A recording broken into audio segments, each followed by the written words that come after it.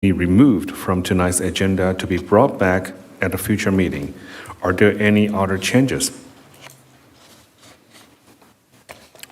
I see none.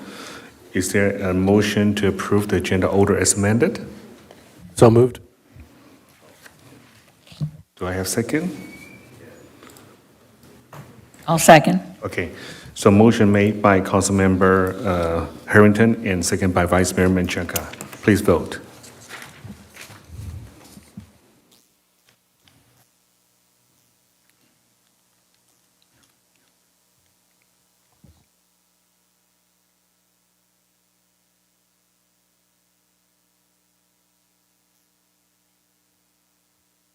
Motion passes by a vote of 5-0.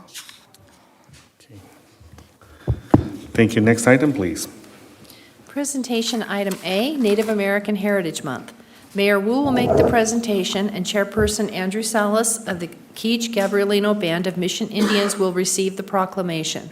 Chief Anthony Morales of the Gabrielino San Gabriel Band of Mission Indians was unfortunately not able to attend tonight's meeting. The full text of the proclamation is available on the city's website. We will now invite Chairperson Salas to come to the podium for the mayor's presentation. So let me do the presentation now. Whereas during National Native American Heritage Month, we celebrate the rich tapestry of indigenous people of the original ancestral land, and whereas Native Americans have enriched our heritage and continue to add to all aspects of our society through their continued practice to teaching, economic, environmental, and cultural sustainability, and whereas the descendants of the Gabrielino tribes remain dedicated to the preservation, practice, and advancement of their rich and vibrant culture and contribute to the San Gabriel community. Now, therefore, I, John Wu, Mayor of the City of San Gabriel, California, on behalf of the City Council, do hereby proclaim November 2024 as Native American Heritage Month in the City of San Gabriel and encourage the community to join in this observance. And I would like to invite Chairperson Salas to speak. Thank you. Thank you, council members. Thank you, Mayor. I just want to say thank you on behalf. Did you want a little, you already know, I shared with you lots of my history. Would you like me to share that with them that are here? Is that okay? Okay. Just a little while. How many people are here back here? Okay. So my name is Chairperson Andrew Salas. My father was Chief Ernie Salas of the Quiche Nation, Gabrielino Band of Mission Indians. Through my father, we descend from the village of Ciba, Savagna, which is over in La Misión Vieja, over in Whittier Narrows, California, where the first San Gabriel mission was going to be established. Through my father, we have a prominent history. We are the beginning of California history here in Southern California, in San Gabriel. Through my father, we are the original descendants of the indigenous, where we have a vast area here in Southern California, from Dana Point, Laguna Beach, along the coast to the Channel Islands, Catalina Island, San Nicolas Island, San Clemente Island, up into Topanga Canyon, all the Santa Monica Mountains, to the back of the Mojaves, which are the San Gabriel Mountains, and east to the lower lands up to Yucaipa is our ancestral area. My father, as I mentioned, has a rich history here, starting with the indigenous. My great-great-grandfather, 1785, led a revolt right here on these grounds against the mission for the way my people were being treated. That history is known throughout the 21 missions here in California. My great-great-grandfather was given the name Nicholas Joseph through baptism. He was the first alcalde of San Gabriel Mission. He was He baptized also, he was the third baptized here, and he also baptized native indigenous Indians from here and from Baja California that came into the mission system. We originate, as I mentioned, from the village of Ciba. When that was washed away, we followed this Alhambra River with the Spanish, with the soldiers, Alhambra River, and we end up here, of the village here of Tovascangna, where we established the mission and later became known as Gabrielino, named after the mission San Gabriel. But our ancestral name is Quiche, Quiche people.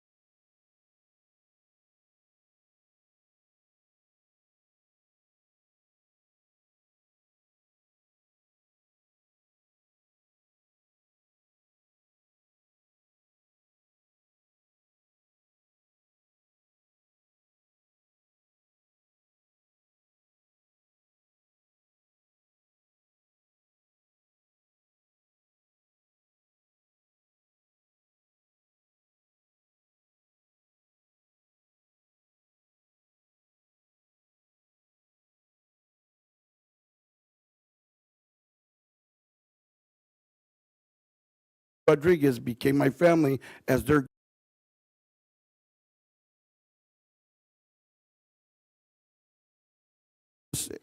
and named Los Angeles, Los Angeles. My family was part of those 11 families. In 1848, 1850, when the American government arrived here, remember, we are, this tribe, all part of the governments that arrived here, Spanish, Mexican, and American. So my families, when the American governments arrived here, my family not only became the servants and plantation workers of prominent settlers who settled here and became cousins and family too, like Benjamin D. Wilson of the Mount Wilson, who was married to Ramona Yorba of Yorba Linda. You know the little school in Alhambra? It's named Ramona Convent. It's named after that family. They were the grandparents of General George Patton. My father lived with General George Patton in San Marino, California, at the Huntington Library, which was the B.D. Wilson Patton Ranch.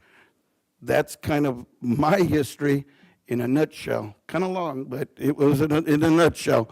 But that's the rich history that we have connected here to the California or San Gabriel or Los Angeles area. But again, I want to thank everybody. Just Sunday we had an event. We were able to celebrate a plaque that we put for my father for everything that he contributed to the city, to the community, on behalf of his people. Everybody, I want to thank all of you that were involved and collaborated with us to make this happen. My thanks, my hats off to all of you. Thank you for the respect, and thank you for acknowledging our people. Thank you. Thank you very much. Thank you, Chairperson Salas. We, as a City of St. Gabriel, has a proclamation for you. So may I invite my colleagues? Let's go. Sorry, guys, I hope you didn't fall asleep back there.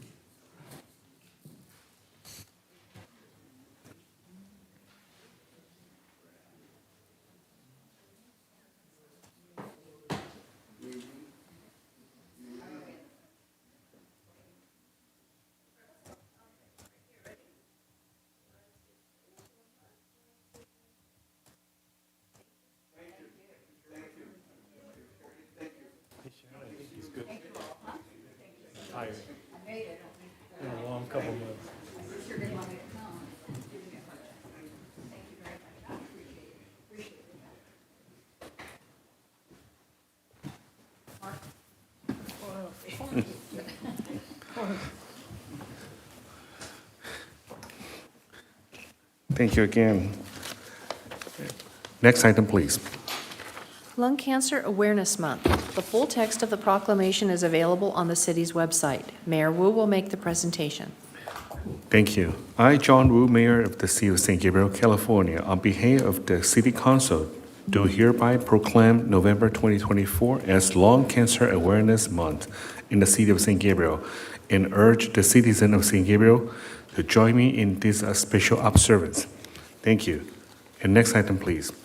Public comment. This is the time set aside for members of the public to address the City Council on items of interest that are not on the agenda but are within the subject matter jurisdiction of the San Gabriel City Council. If you wish to address the council, please fill out a speaker's card and give it to the clerk. The council has received a written comment from Camelia Vera related to senior housing and from Jennifer Guerrero related to senior care. Our in-person speaker is Alex McDonald.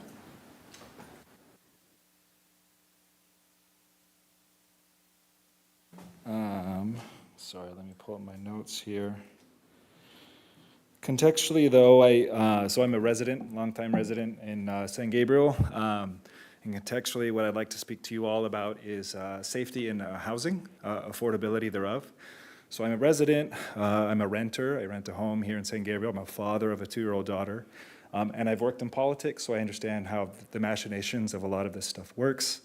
I'm currently an engineer in clean tech. I work for one of the largest employers in the area, who I'll keep off record because I'm speaking not on their behalf, but as an individual.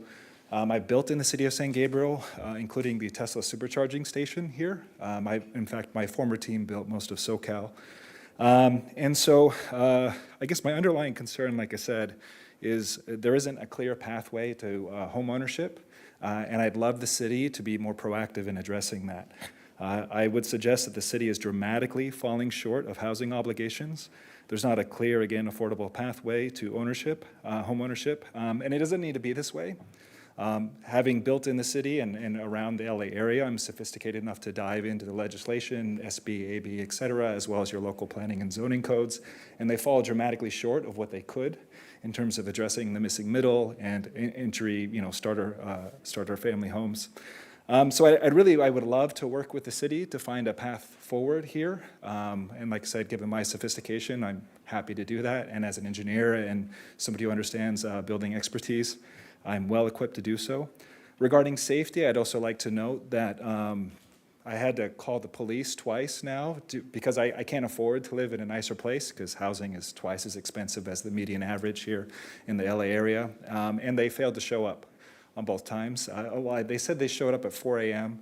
The neighboring house was playing music so loud, literally my windows were shaking. And as a father of a 2-year-old daughter, I'm trying to put her to bed. This was, it doesn't work. And I rent in a residential suburban neighborhood, so it's not like an apartment complex necessarily, et cetera. So these are the challenges, and I don't think my challenges are unique in this regard. And if somebody as sophisticated as myself in terms of understanding this, and I'm a high-paid subject matter expert, if I can't afford housing and I can't find a clear pathway, I would suggest most people cannot, and the city is failing in that regard. I would love to be able to work with you all to build a safer community, one that keeps families in the city and in the community, and I would love to be able to raise my daughter here in the city of San Gabriel. I think the San Gabriel Valley is wonderful, but right now I don't see a clear pathway and would like your support in figuring that out.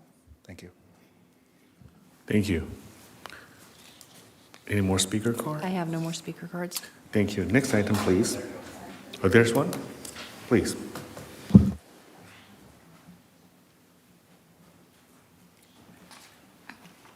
Michelle Brenhock.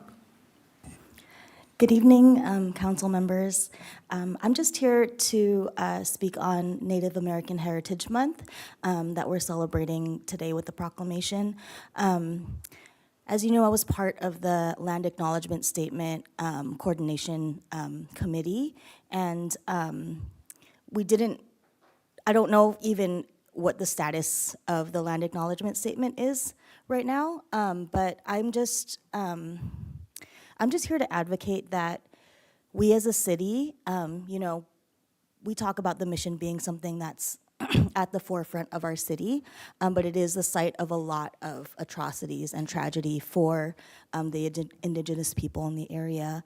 And I would love to see our city do more to help advocacy for the Native American people, for the land. I know the Gabrielino Tongva have been given a 1 acre parcel in Altadena and are doing some land restoration work up there. I know that I am somebody who cares a lot about, sustainability and land care, and I feel like I want to follow the indigenous people in the ways that they have cared for the land and want to help them to thrive. And so I'm just hoping that there is some way that our city can move forward, not with just proclamations, but something that is a longer-term commitment to help that community thrive. Thank you. Thank you. Next item, please. Consent calendar. All items listed under the consent calendar are considered routine, and recommendations will be approved in one motion unless a member of the City Council or public requests separate discussion. We have not received a request from the public to pull an item, but received a written comment from Bill Lamb in support of item 4K. Thank you. So would any council member like to pull an item for separate discussion? I see none. Anyone want a motion? Since there's no one wants to pull anything, I'll just move to approve the consent agenda without Q. Without Q, yes. So we've already, It's been ordered, yes. is that right? So motion made by Vice Mayor Menchaca. I'll second. Okay, second by Councilmember Chen. Please vote.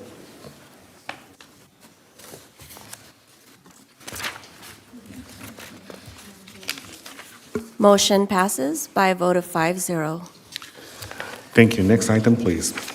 We have no public hearing this evening. Our next item is continued business item A, discussion regarding a future farmers market. Community Development Director Cervantes will make the presentation. Thank you, Mayor and City Council. This item pertains to a discussion regarding the relaunching of the City of San Gabriel's Farmers Market. Subsequent to the scheduled October City Council meeting, staff re-engaged Mark Anderson of Farm Habits.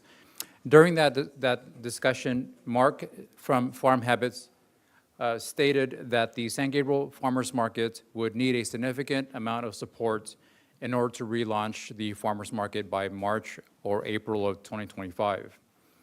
According to Mark, in order to manage a Saturday market, he would need at least $60,000 to onboard a dedicated market operator or manager, and an additional $30,000 for equipment and marketing supplies.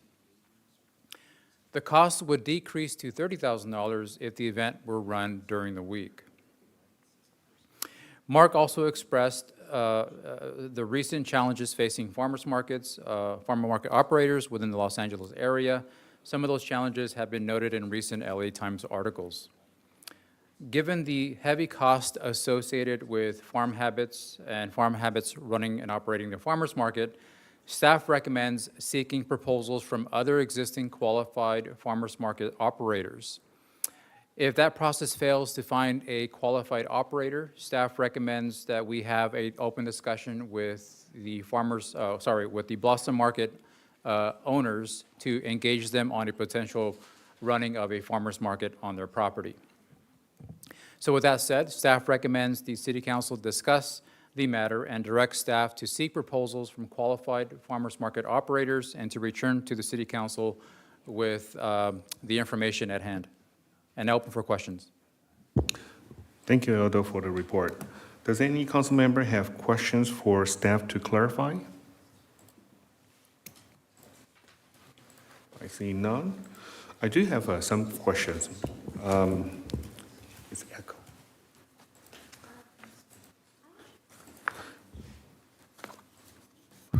Okay, thank you. Yeah, it's because it's echoing, but, okay, so reflecting on the report, I'm grateful that our council decided not to sign the agreement with Farm Habits during the meeting a few months ago. But I noticed that Farm Habit, they conduct some activities, such as hosting a booth for surveys, and they did some analysis report. Did these efforts result in any expenses for the city? None, no expenses. Okay. And also in your report that Farm Habits requested the city to pay $60,000 to onboard and dedicated market manager for $30,000 for equipment and marketing cost in order to feel comfortable operating a farmer's market in San Gabriel on Saturday. Was that the information provided by Farm Habit that the reason was removed from the council agenda? That was the main reason why the item was removed, yes. Thank you. I have no more questions. So, City Clerk, do we have any public comment? I have no comment cards. Okay. Oh, we do. Yes. A speaker card? I'm sorry, do you have a speaker card? Hello. It's okay. My name is Brittany Lucas. Me and my family actually own Boston Market. I'm also a member of LA Food Policy Council, and I came here in regard to the farmers market issue being up for. Can you speak to the microphone so we can hear you? Yeah. Thank you. Being up for, option at being at Boston's Market. I'm also considered an eligible person to manage a farmer's market as well, as we are, my family, we're proprietors here in the county of San Gabriel, so, as well as owning Boston Market. I don't mind, operating the farmer's market. If, anyone else wants to co-manage it with me, that would be awesome as well, so, yeah. Are there any, credentials that I would have to show to you guys for that to go through as a manager for the market? That's my question.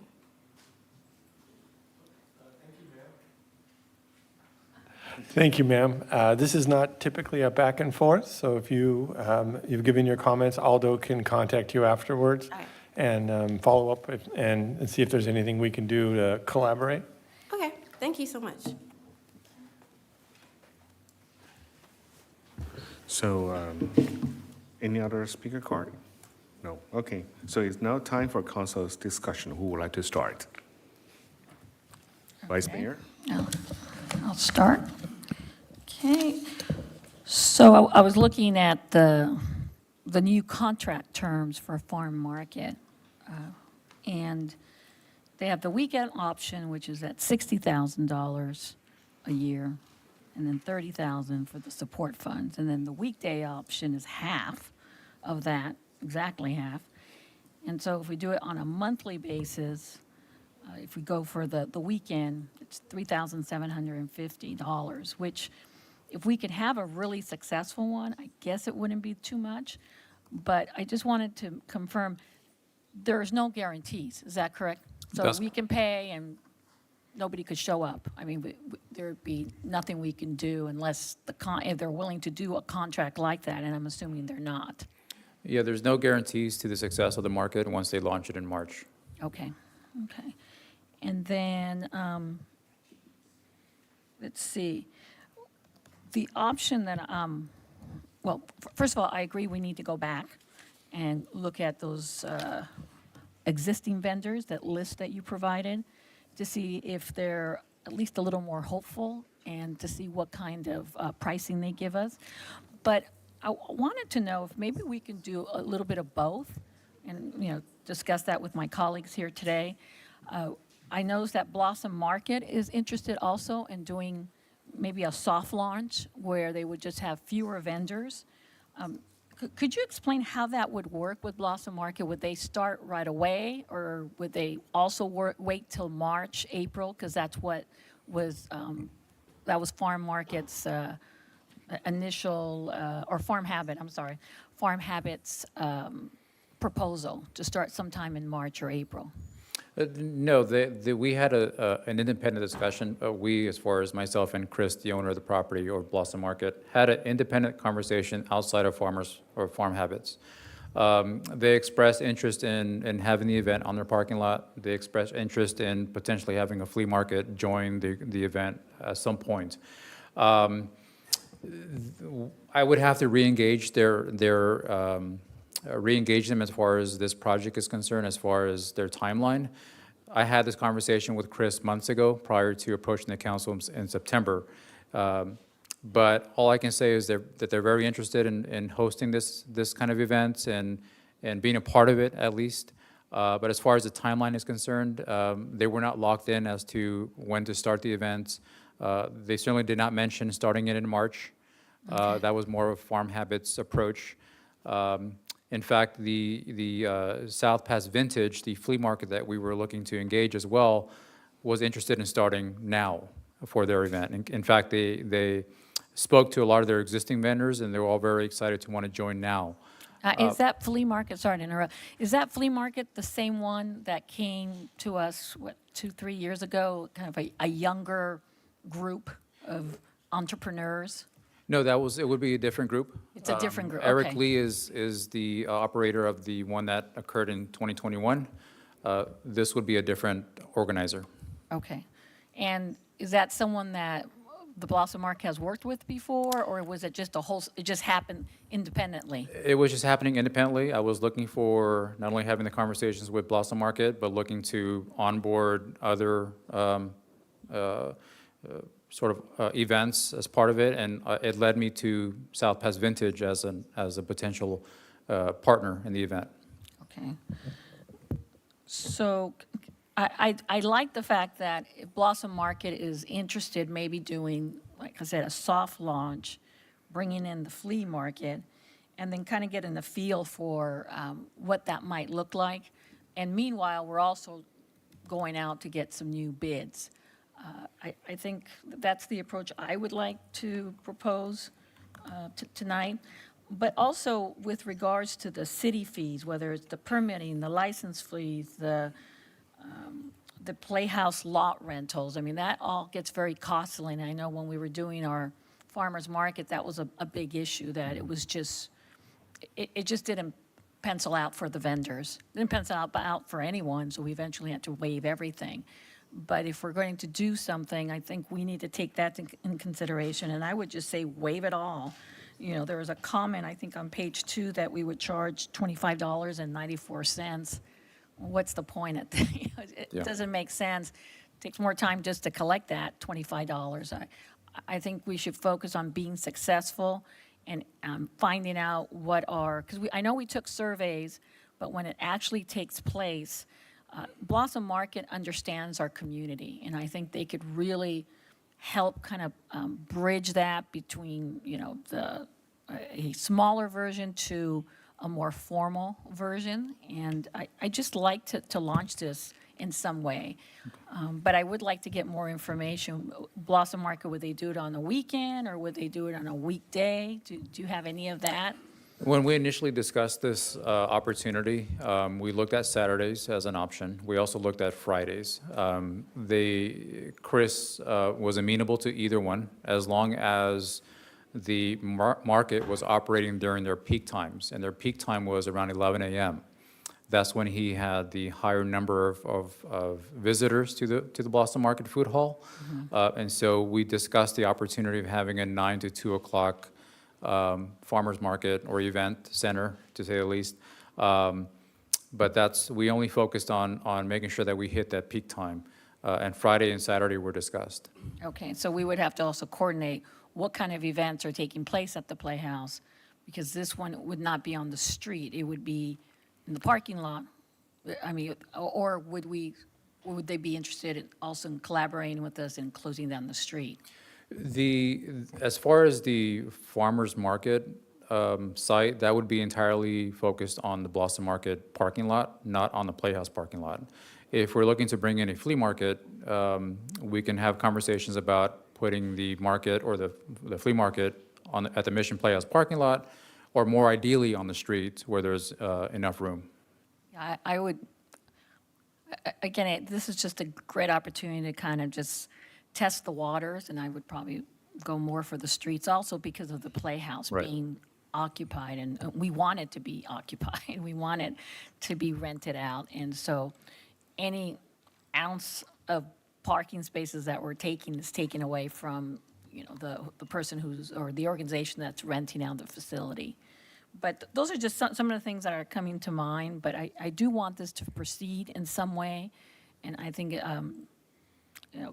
doing both at the same time is something that I would be very interested in us pursuing. But I'd like to hear from my colleagues now.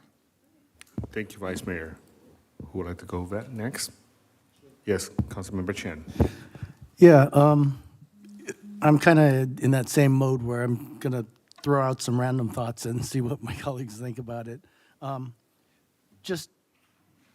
Personally for me, I would prefer to do like we originally planned and be out on shut down Mission Street, and have it out in the street. But since my colleague mentioned, that she would rather have it in the parking lot of the Blossom Market Hall, I guess my question would be, would it be big enough? And if we were to grow, I want to try to get a mental image of how it would grow or what would the room to grow, I guess. I'm sorry, maybe I misspoke. I'm interested go ahead. in the street. Definitely. I prefer the street than the parking lot. Well, anything with the Playhouse. Okay. But I think Blossom Market was offering their parking spots. They were offering their parking lot that's behind their building To do the actual market? to house about 4 or 5 markets or Yeah, it's smaller farmers. scale. Right, so that's what I'm saying. If we start there, and if we need to grow, where would we go, or would we have to move it and just Into the streets. okay. Grow into the street. Grow into the street on the Mission? Okay, all right. And then I was also, again, some of my random thoughts.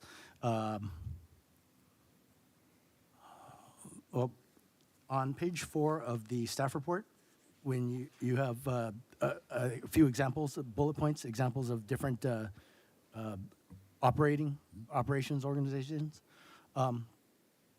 The fourth one, at least on paper, looks good, that FM and LCE, because it looks like they operate quite a few farmers markets in our neighboring cities that are kind of very similar demographic and very similar size-ish.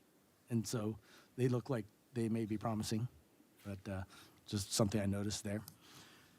And then in talking to a lot of residents, I've gotten a lot of feedback, and some people like the idea of Saturday mornings, which I still kind of like that idea, but I did hear some arguments in favor of something like a Tuesday night.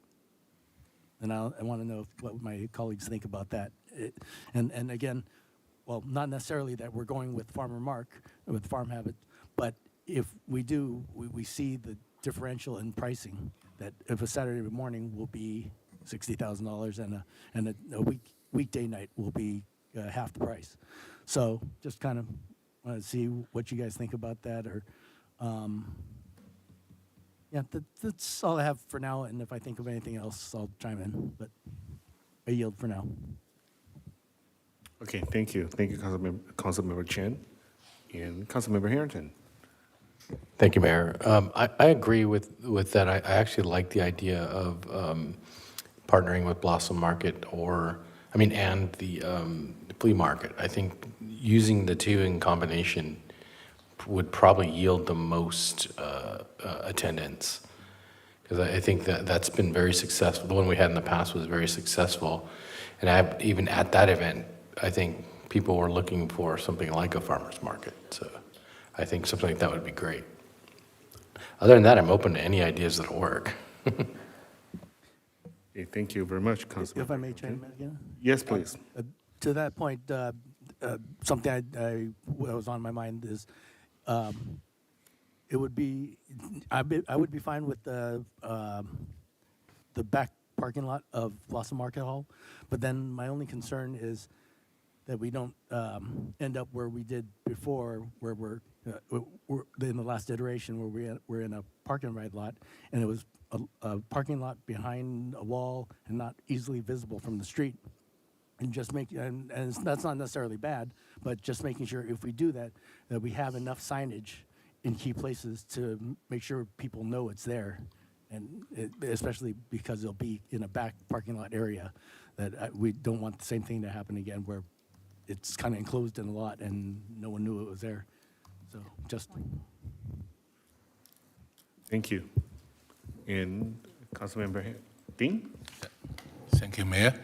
So, yeah, I like to do the study and have the presentation.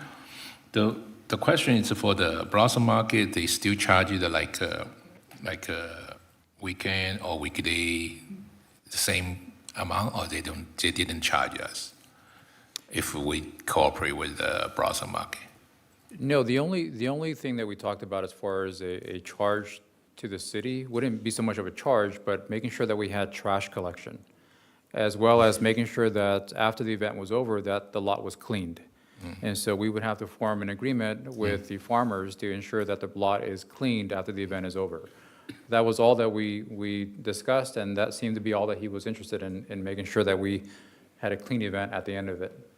So this like a staffing allowance and a full-time manager, the money is we pay the vendor or it's a organizer or? Well, as far as Blossom Market is concerned, we weren't going to look at paying them anything as far as this event's concerned. In fact, we were looking at possibly waiving the fees for them to start this special event. The only discussion with respect to paying an operator was really just farm habits, which is the $60,000 that we discussed. That's a farmer's habit, not for a Blossom Market. No, the 60,000 is only a request from farm habits, not Blossom. Okay, Blossom Market, it actually just costs our city staff time, right? It to would prepare, right? It would be sort of a combination of their staff working the event as well as our staff in terms of economic development working the event. Okay. Because like I agree that we don't know the result yet. We still, if we pay the farmer's habit, it's some allowance. We still don't know the result yet. If Blossom Market really want to help us to do that, so we can like testing water to let them to do it. I think even right now is in the parking lot. If they do the successful, we can bring back. So if we want to put on the like closing the street, we can, so the first step maybe, I agree still with the Blossom Market, with their parking lot, to do something. So if like still clear, if successful, we can bring back to discuss what kind of scale we want, Thank you, Mayor, Councilmember Chen? If I may again, I guess I'd like to reiterate my point about getting my colleagues' feel of the preference for weekday or Saturday morning. And one thing I'll say is during our San Gabriel Fall Family Fun Fair Halloween event, I was talking to some residents, and an idea they had that I've been thinking about is they suggested instead of Saturday mornings, because in their view, a lot of families have kid events on Saturday mornings, so that's something to consider. And their opinion was they would prefer something on a weekday night, like Tuesday, and call it Taco Tuesday, or have some kind of food tie-in that way. And the other cool thing, well, I don't know how I'm a little bit political nerd, of course, but one cool side benefit that was brought up to me is that if we do our farmers market on a Tuesday evening, it would get residents and visitors down into the Mission District, down into this area, so that so they're kind of floating around this area, doing the farmers market thing. And if they do feel like they want to be civically engaged, then come on up and watch us. They're free to come on. I mean, it's kind of funny, but I do. One of my passions is trying to get more civic engagement, and so that really appealed to me. That if we do it on a Tuesday, there'd be people coming around, and if they'd like, they can slide up here and come watch us, and kind of get more involved with what's going on in their city, and they can actually in real time. If they have a complaint about downstairs, they come up here and go, "Hey, what's going on with this market?" So, but I mean, just kind of as a fun tie-in, if we do decide on the Tuesday evening. But anyway, just more observations. Mayor, a couple of comments. Yes, Vice One Mayor. is, we would probably have to have some flags so they know where City Hall is, because a lot of people don't know where City Hall is. We can arrange that. But second, we would have to check with Blossom Market, because initially, I guess their thoughts were Friday. Did you say Friday or Saturday? We discussed Friday or Saturday. Friday or Saturday. So asking, because I know they're closed on Mondays. Right. And then Tuesdays, I was trying to remember if some of the vendors are closed on Tuesday. They have like an extra long day of some sort. Okay. I think. But anyway, but I mean, I'm open to Tuesday, I'm open to Saturday, I'm open to Friday. But if we do want to partner with Blossom Market, Right. check in with them. But Right. when we go to these other vendors, Mm-hmm. I think we should put Tuesday and Friday and Saturday to see how it pans out. Yeah, I think the approach moving forward after tonight, if it's voted to move forward with seeking proposals, is to actually draft an RFP, or request for proposals, with these various consultants with very specific project scopes or deliverables. And we can include Tuesday nights as a consideration. We can also look at Saturday mornings as the current direction is currently. But the best approach is to be as detailed as possible with these vendors. That way they can come back and let us know whether these are possible for us. And the other thing, I keep going, I don't know which button to push anymore. And also, these vendors, none of them mentioned Tuesday. So hopefully, that actually would bid well for us, since we're not competing with Right. long-established farmers market, but also, hopefully, farmers are interested in coming down here on a Tuesday. I don't know how that works, but. Yeah, that's true. I also heard some feedback that it would be harder. One challenge for some vendors to get here on a Saturday, if we do it on a Saturday, because a lot of different other markets are on a Saturday. So then we'd have to, the resources would be spread. Whereas a Tuesday night, we may have more choice of vendors. And then I've also heard the problem with Friday is that a lot of vendors have bigger events on a Saturday morning, and if we want to do ours on Friday, they're not willing to come do it for us. And so that's, again, more considerations, just throwing out there. Yeah, that's, I think that's where I am right now. But if I think of anything else, I'll chime in again. But thanks. It sounds to me like you're trying to put taco vendors in our foyer. Civic engagement. And we also have to think about the recent articles about, farmers markets struggling. And so that comes into play also. Oh, yeah, so thanks for reminding me. I guess that, to your point, that's one consideration about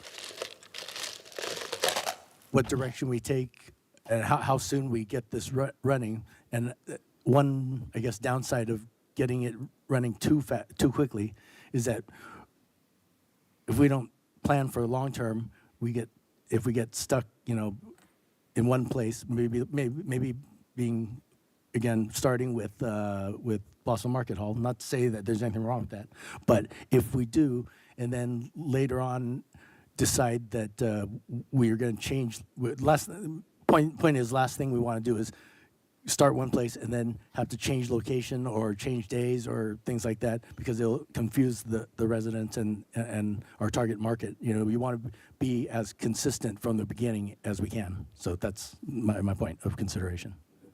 Thank you. Thank you, Councilmember Chen. Anyone else? Any at all? The que- I'm sorry, we are at the council discussion, so, yes, Councilmember Ding? Okay, thank you, Mayor. So this question asking Rebecca, so for all the evening, if open for the evening, so have any like event, which one day it's more event for the Mission Playhouse?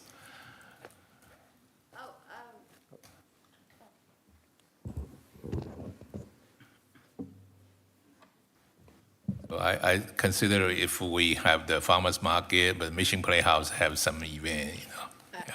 I would say it's really not a clear-cut answer as to when it would be available. There are certain times of year, like, for example, during December, there's almost no night that we're available at the Mission Playhouse. So my preference would be not to tie up the Playhouse parking lot, if you will, just because then that prohibits us being able to bring in other groups that are performers. So. Okay. So if we use a Blossom Market, use the evening, so we maybe just cross street for the park and ride, for the parking for the farmer's market?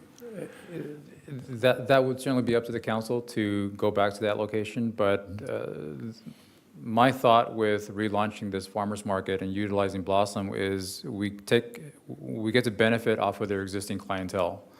And as Chris had mentioned to me, their peak hours are 11 o'clock, which is around lunchtime. And so we can benefit from the group who already shows up to a location rather than having residents or customers go to a location that we've selected.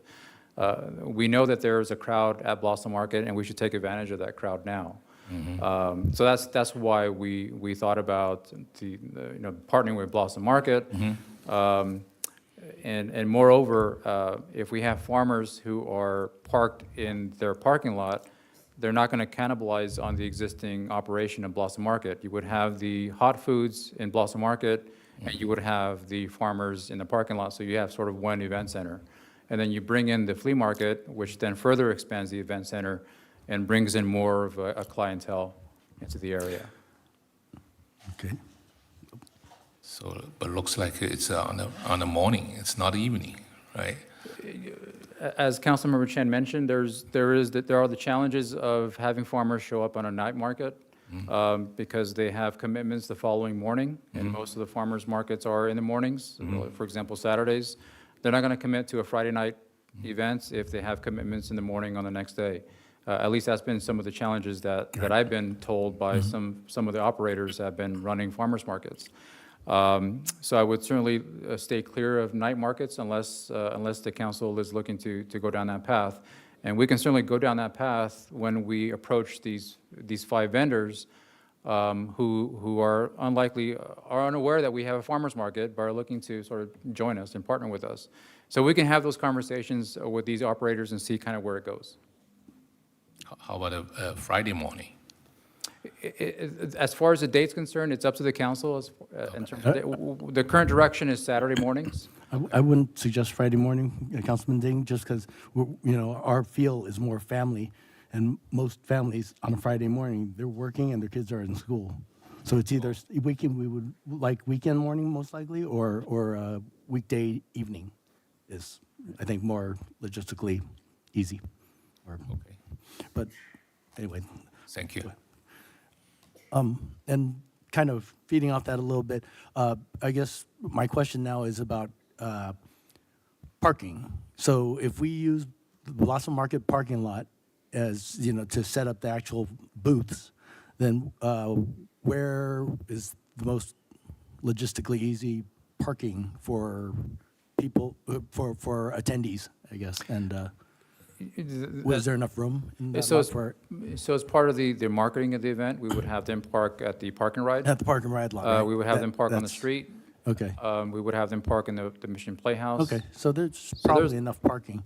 Yeah, if we use the park and ride lot not for the actual vendor booths, but use it for the parking, and then partner with the Blossom Market Hall and use their back lot for our booths. Right. Okay, yeah, that sounds doable. But I yield again. Thank you. Thank you, Councilmember Chen. Vice Mayor? Okay. Oh, thank you. Well, but first of all, I think I would like to thank Aldo for, it must be so frustrated when we have to deal with all different operators and they just bring up some different things and just pop up something, new expenses that we were not anticipating. If you remember that last year, our city manager, Mark, and also our former PIO, Clara, they both went to many farmers market and tried to make this happen. And I really admire because this is something that we never changed. This is just our original visions to our city. And also I understand that after all the challenge working with supporting arms, it didn't work out. But I would like to talk to my colleagues that today that we are giving our city staff with a very clear directions that regarding the farmers market. Especially, I think this is the time that we should officially moving away from the plans to partner with Farm Habit. The reason is last discussion when we had here in the dais, that I asked Aldo, I said, well, where is the owner of the Farm Habits? And he didn't show up. I think that must be some reason. But then we pop up with additional expenses. That is not only that, there's $60,000 plus $30,000 some dollars. If I understand correctly, even our neighbor city, Temple City, they have a profit share program with the city. So city is not getting a big piece of that, but at least they're not paying out of the money. So I personally do not believe that with this new proposal from the Farm Habit, that will be a workable plan for us. But because first, we spend that money up front for onboard fee, $60,000, plus the manager fee, $30,000, or maybe that will be half because we do the weekday. There's still no guarantee. So no guarantee things, but we just pay the money up front. I don't see this as a good deal to the city. And however, I still believe that to establishing the well-run and long-lasting market remains a very important goal for our community. So let's go back to the Blossom Market Hall. They have been a very strong partner to our city. If they are willing to initiate a smaller scale, let's say like a farmer's market starting with 4 or 5 vendors in their parking lot, which is like, that will be a good feed for them. I think this is a really feasible location for them. This is not operated by the city. It's more like they are cooperate with the Blossom Market Hall. So they will, but all we can help is more logistic sides. Like we are helping them to like either waiving some fees, or even I would say maybe giving them the permits. So, but the report highlights several challenges that to make this farmers market in our city today is 1, the competition from the neighboring cities. 2, the present, we have several large supermarkets in San Gabriel already. 3, a reduced number of farmers because available due to the high number of farmers markets nowadays. So we have more farmer markets everywhere, so we have less people that they are able to provide the same service. So, and also there's a like financial struggle faced by a farmers market operator that as outlined in the recent LA magazine article, that is also in the report. So when we look back our original visions for a farmers market, I think the goal was to revitalize the Mission District. And also we want to create a vibrant destinations where the resident can spend their weekends with their families and engage with the community. So I would say instead of focusing on solely on traditional farmers market, I agree with my colleagues. Councilmember Harrington also mentioned that we should pivot to the San Gabriel holiday market, which is like a combination of a farmers market and flea market. So held monthly instead of weekly. So by collaborating with the Blossom Market Hall and utilizing the Mission Playhouse maybe, we can create an event that ally with our original goals while addressing current challenge. I think I still want to say thank you very much, especially my colleagues. We have we try to do everything we can that to make the farmers market happen, but we still want to do it. And we have to set a stopping point to avoid further losses. So that's why I don't mind that we terminate the current plan with the farm habit, because I don't believe this is a feasible partners with the city of San Gabriel. And we can initiate another operator for the farmers market. And we are knowing that when to stop and allow us to regroup and start fresh with a new approach. So I think we would like to, maybe my colleagues can give me some more comments about this, but we need to give Aldo directions that first, either we want to continue with farm habit or not. If not, then let's continue with another operators and look for if they can just provide us the proposal. So it seems like the time is no longer the most concerned things to us, because we want to find out the best, but not just get someone Right. who promise can do it, but they can't. Right. And they would like to collect the money upfront. Right. Yeah, so we want to spend the money wisely and responsibly. So that's my point. And any other colleagues would like to share some of the thoughts? If I may, I agree Please, with you, Councilmember Mr. Chen. Mayor, about discontinuing any further with farm habits, because it seems way too expensive and for whatever our return would be, if any. But then I would want to ask my colleagues, what is your vision in terms of, are we saying we would like to maybe move forward or move forward toward partnering with the Blossom Market Hall and at the same time get RFPs from these other possible operators? Is that what I'm? That was my initial proposal. Okay. I was just going to ask Aldo, since he's been listening very attentively Yeah. to all of us. Can you tell us what you got from all our deliberations, and maybe we can just say yay or nay? Yes, so what I gathered from the council discussion was that we are to, number one, seek proposals from qualified operators, and there's a list in the staff report that I can start off with. Second of all, approach the Blossom Market owners and operators to facilitate a partnership for a farmers-only event at their site. The one thing that I still, the one thing that I'm still missing in the direction is with respect to the flea market. I'd like to get direction from the council as far as whether this event center is also going to include a flea market, because I think that's a critical component to the event center is the flea market, given that we have now 2 interested flea markets that want to join our city. I would like to, but I guess then the other question was, or just to clarify my understanding, is that we would have the farmer's market every week, and then the flea market maybe not every week, but maybe once or twice a month. Is that what we're looking at, or is it not feasible to have them every week also? Or The way that flea markets operate is once a month. I see. And Okay, especially so the we one couldn't that even I've- get them once a week. Right, so the one that I had reached out to, the South Pass Vintage, who's been running flea markets for a while at South Pass. Okay. They perform their flea market once a month. I see.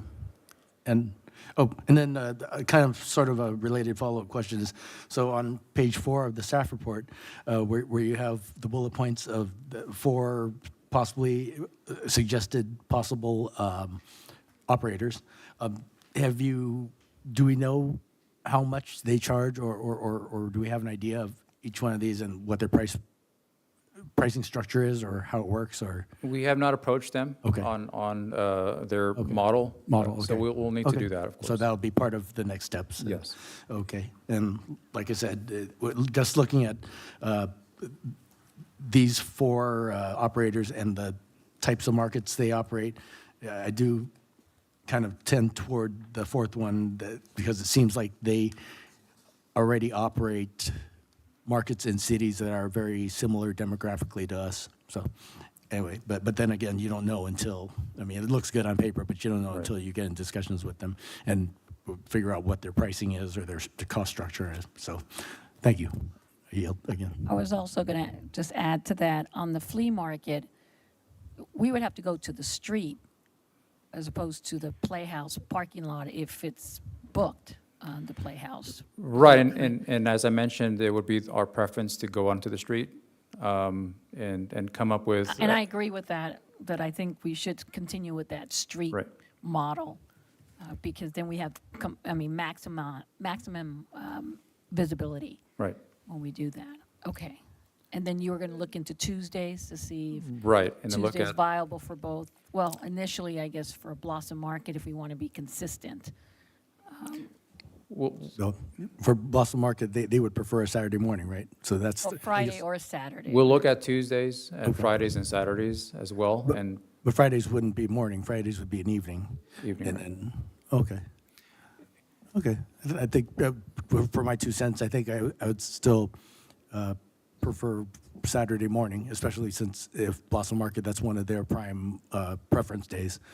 And then, yeah, so that would be, I guess, my preference. And then, but we can still investigate the other options. And like I said, maybe if a Tuesday night works well, get them all to come up here. And then the fourth item is with respect to the waiver of fees. I think that's going to be very critical for at least the flea market as well as the farmers. Waiving of the fees is probably going to be very critical, whether they join us or not. Yeah, and I think my colleagues did mention that I think it would be smartest to waive the fees because, $25 a month or a year or whatever, we're not making that much money off them anyway, so I think I would agree with that. Thank you, Councilmember Chen. And so Aldo, do you have a clear directions at this point? Yes, so the goal here is to come back to the council with a proposal for council to consider. Thank And you. we can have a discussion again as to what approach we'll take. So not only the farmers market operator, but also the flea market. Correct. Wonderful. Thank you very much. Yes. Oh, Councilmember. Question is regarding the fee, maybe city attorneys. So if, I know that not too much for the $25, but if we requested the business license, they should have the more liability to, but something happened, so we want to protect the city too, insurance. So that's my question, consideration, the risk. Yeah.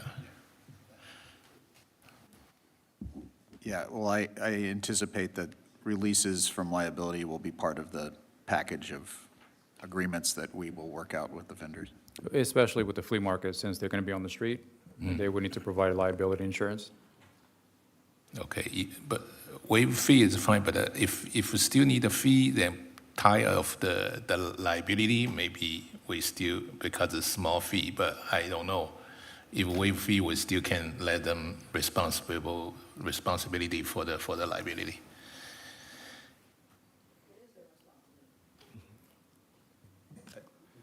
We still let them apply the license, right? But the fee is waived. I would say, Councilman Ding, that even if we were going to waive the fees, we would still have an agreement with the operator, so whether it was Blossom or the flea market, and that agreement will require the operator to have liability insurance that indemnifies us, and we can also require them to make sure that their vendors have insurance as well. Okay, all right. Yeah. Thank you. Clarify. Yeah. Thank you. Okay. So thank you very much, Aldo. Next item, please.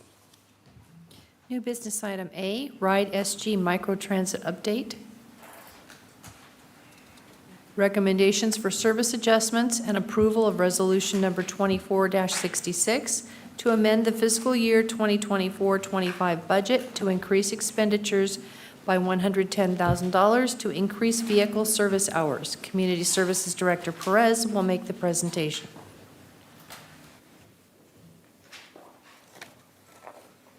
Sorry, we have one of our consultants who's joining us virtually, and I think they're trying to bring him up on the screen so you can see him before we begin. Oh, there he is. He's there.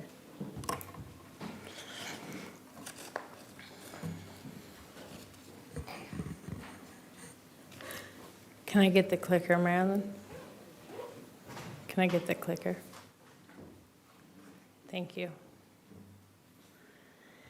Good evening, Mayor Wu and members of the City Council. Tonight, as Sharon mentioned, we have a RideSG program update and recommendations for steps moving forward. Before we start, I would like to introduce on camera, you'll see Sam Moffett. He is the project manager at RideCo, which is the software and brains behind the RideSG app. And then so in person, we have Zach Dukmajian, who's the general manager at TransDev, which is the provider of our RideSG service. So they are here to answer questions as well as staff. Upon Council's approval of the program in April of 2022, staff transitioned from the dial-a-ride service to the city's first microtransit program, which is RideSG. RideSG is offered to the general public, and the RideSG Plus program is available for San Gabriel residents aged 62 years and over, and residents with a disability. The RideSG mobile app allows both RideSG and RideSG Plus passengers to schedule a pickup within minutes, book a trip up to 7 days in advance, and track vehicles for up to the minute locations. The service is provided 7 days a week from 7 a.m. to 7 p.m. And the vehicle fleet, the city owns a total of 4 vehicles with no more than 3 on the road at a time for 1 vehicle to remain as a spare. And the City Council approved the vehicle purchase in June of 2023. Currently, the RideSG General Passenger Program, anyone can utilize this service regardless of their residency. So for example, if someone is staying at one of the hotels in San Gabriel, they would be able to utilize the service. Riders can travel anywhere within the City of San Gabriel city limits, utilizing the predetermined stops. The fee is $1 per ride, and they're able to book through the RideSG mobile app. For the RideSG Plus members, the riders must be San Gabriel residents, 62 years of age and older, and or have a disability. Travel locations are within the city limits and also 5 miles outside the city limits.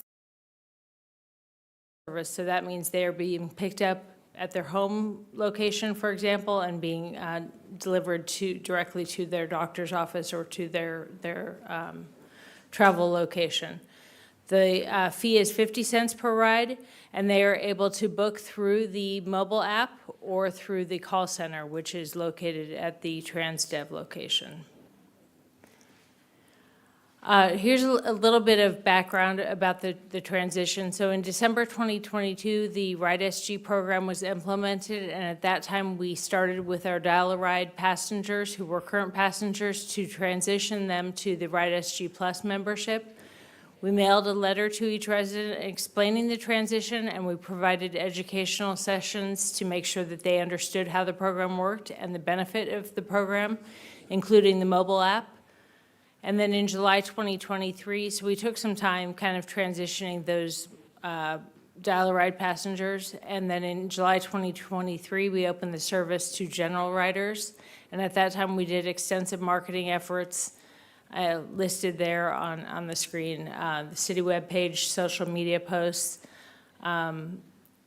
We have had recurring full-page advertisements in the Discover San Gabriel publication, and then our PIO created an informational and instructional video that was on YouTube and posted on the city webpage. Here's some positive growth for our program. So between 2022 and 2024, there was an increase of close to 1,700 riders. On-time performance, pickup on-time performance has increased from 85% to 97%. And for similar on-demand and fixed route service programs, the typical goal for on-time trips is 90%. So we're a little above average there. From June through August, 66% of users are booking a day or more in advance, which increases the efficiency of the program. And the mobile application, the mobile application was available in English and Spanish, which obviously would accommodate some of our residents, but we did work with RideCo to get the mobile app available in Chinese as well. So that is now available. This graph is provided in your PowerPoint if you want to see that a little more closely. Some areas for improvement. We do have a failed search rate. So from June through August of this year, the failed search rate results averaged 32%. As a result of increased demand for the service, and other programs with a similar rideshare structure would be more of an average rate of 20%. So the city council could determine, however, what rate is acceptable. Also looking at the ride analysis, as you can see there, from June to August 2024, passengers per vehicle hours averaged 1.6. And only 35% of the rides taken were shared rides. So both of those are evidence that basically the program does not necessarily benefit from the efficiency of shared ride service, which is likely due to the mixed use between populations and the extensive service distance available for RideSG Plus users. As we looked at the growth and kind of further analyzed the current program, there are some reasons that the program is no longer able to accommodate the current demand, which is likely due to the large service area for RideSG Plus customers and then also the limited vehicle service hours. So looking at the analysis of the rides which took place within the city limits, it was 36.1% of the rides were within the San Gabriel boundaries. 53.1% of the rides took place from outside the city boundaries to 3 miles outside the city. And then 10.5% of the rides were between that 3 and 5 mile radius. So obviously having the vehicles going outside the city limits the amount of rides that are available within the city limits and makes the service less available for those RideSG passengers who are just able to travel within the city limits. Staff did an analysis of some neighboring cities so that you could see what some of the other programs offer. As you can see, several of the programs, their service area, even if it is up to the 5 mile limit, it's for medical purposes only. And then others have more of a limited outside radius, if you will, going, for example, City of Alhambra, they will travel 2 miles outside for medical appointments only. So just providing some information about what other services are providing. Additionally, if you look at the populations that are served, several of the programs service seniors 55 and over. I won't call them seniors. I'm getting there myself. So older residents, 55 years and older. Danny starts at 55. Okay. And then others are 60 years and older. But ours, again, is 62 and over. So staff has analyzed that. And in terms of the radius, our offerings are a little more, we're a little more gracious with our offerings, taking people 5 miles outside the city. And then the age, we're actually a little bit more limited in terms of not offering it until people are 62 and over.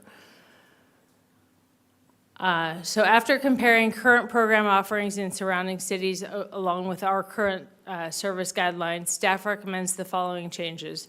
Reducing the age requirement to 60 years of age and older for the RideSG Plus membership. And also reducing the service area to a 3 mile radius outside of the city for medical appointments and then select shopping locations. And we provided a list of those. It was attachment A as part of your staff report. And if there's questions about those or why those were set, we can discuss that or discuss other recommendations if you have them. Also, to reduce the percentage of failed searches and increase capacity for all riders, staff recommends increasing the monthly vehicle service hours from 625 per month to 905 vehicle hours per month. This would yield a cost increase of $22,000 per month to the city's current contract. If council were to approve these changes tonight, this would allow staff several months to review the changes as they take place and analyze the results of those changes before the current agreement with TransDev expires at the end of April next year. And then should the program changes lead to an increased capacity and demonstrated demand, we would be reviewing the purchase of an additional van for future years as well. And the plan would be to take take this information as we move forward to do a request for proposals for a provider to provide this service in the future. So with that, this is just kind of analysis of the changes that we're recommending, just so that you can kind of see them side by side, the things that we've already discussed. And then should the City Council approve staff's recommendation tonight, the next steps we would take would be to work with TransDev and RideCo to implement the changes within the mobile app.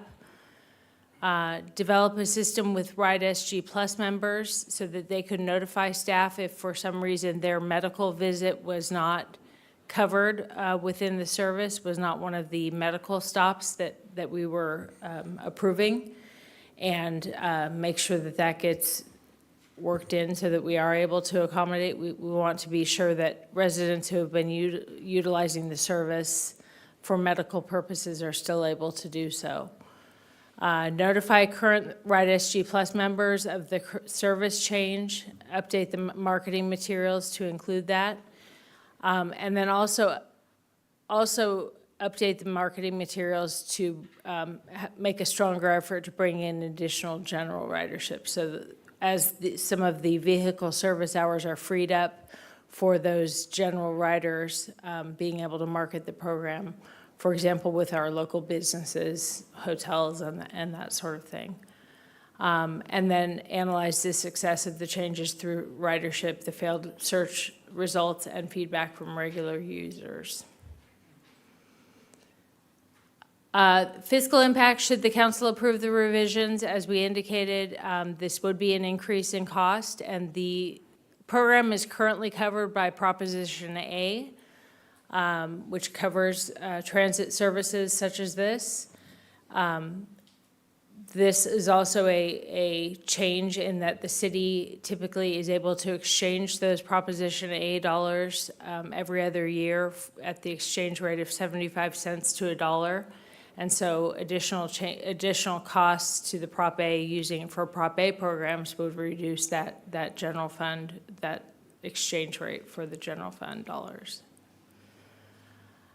Staff recommends that the City Council approve the proposed programmatic changes and adopt resolution number 2466, authorizing the budget adjustment to cover the additional service hours from December through April 2025, and authorize the city manager to execute the amended professional services agreement with TransDev for that remainder of the contract with them. Alternatives to this staff recommendation would be to make no changes to the program, to send the item back to staff to research alternatives and bring the item back to City Council for review, or other options that the City Council may determine. With this, I'm happy to answer any questions that staff can answer, and as I mentioned, we also have Sam available virtually and Zach here in person to answer any questions that may be more detailed for their knowledge. So. Thank you, Rebecca. Mr. Mayor, may I? Yes, Councilmember Chen. He knows why I'm chuckling. And thank you, Rebecca. Great report. we're chuckling because I already told my colleagues when I got here tonight that on this item, I'm going to start yelling. The system failed me again tonight. Oh, no. You're supposed to get the pickup at around 4:50. You know, you get the 20-minute window, 4:50 to 5:10. It never came, and closed session meeting was 5:30 here. And so I kind of waited an extra 5 or 10 minutes, and I got Lyft. So the city owes me another $10.71. But overall, I mean, I do notice the system works better than it did before, and it's pretty good. But yeah, there's just a few glitches. I guess there'll always be glitches. But anyway, just opening statement, but I'll yield for now, and What a we'll way get to into the other start. questions. Thanks. Thank you. Any other questions to staff to clarify the report? Yes. Councilmember Dean, you have any question? Okay. If not, okay. Well, I do have some questions, but first of all, thank you so much for correcting the Chinese version on the RideSG app. It now makes much more sense now. And also about the staff report that you recommend increasing the monthly vehicle service hour from 625 to 905 hours. And that will be result for additional cost for $22,000 per month to the city contract with the Transdave. So since the fund is sourced from the Proposition A, will this additional allocation impact other transportations or municipal programs? If Will has anything to add to this, he can add, but my understanding from finance is that this cost could be covered by Prop A and that it would not affect another program at this time. Right, because I want to know the Prop A is mainly for transportation, but the transportation that we are increasing that, if we don't use it, it will be like $1 equal to 75 cents to our general funds. So besides this, what other features that we will be using the fund from Proposition A, and would that be an impact if we are increasing the service here, but we are actually shrinking other services to the city for transportation part? I understand your question. I don't know if Will has any extra Will is input on here. that as to.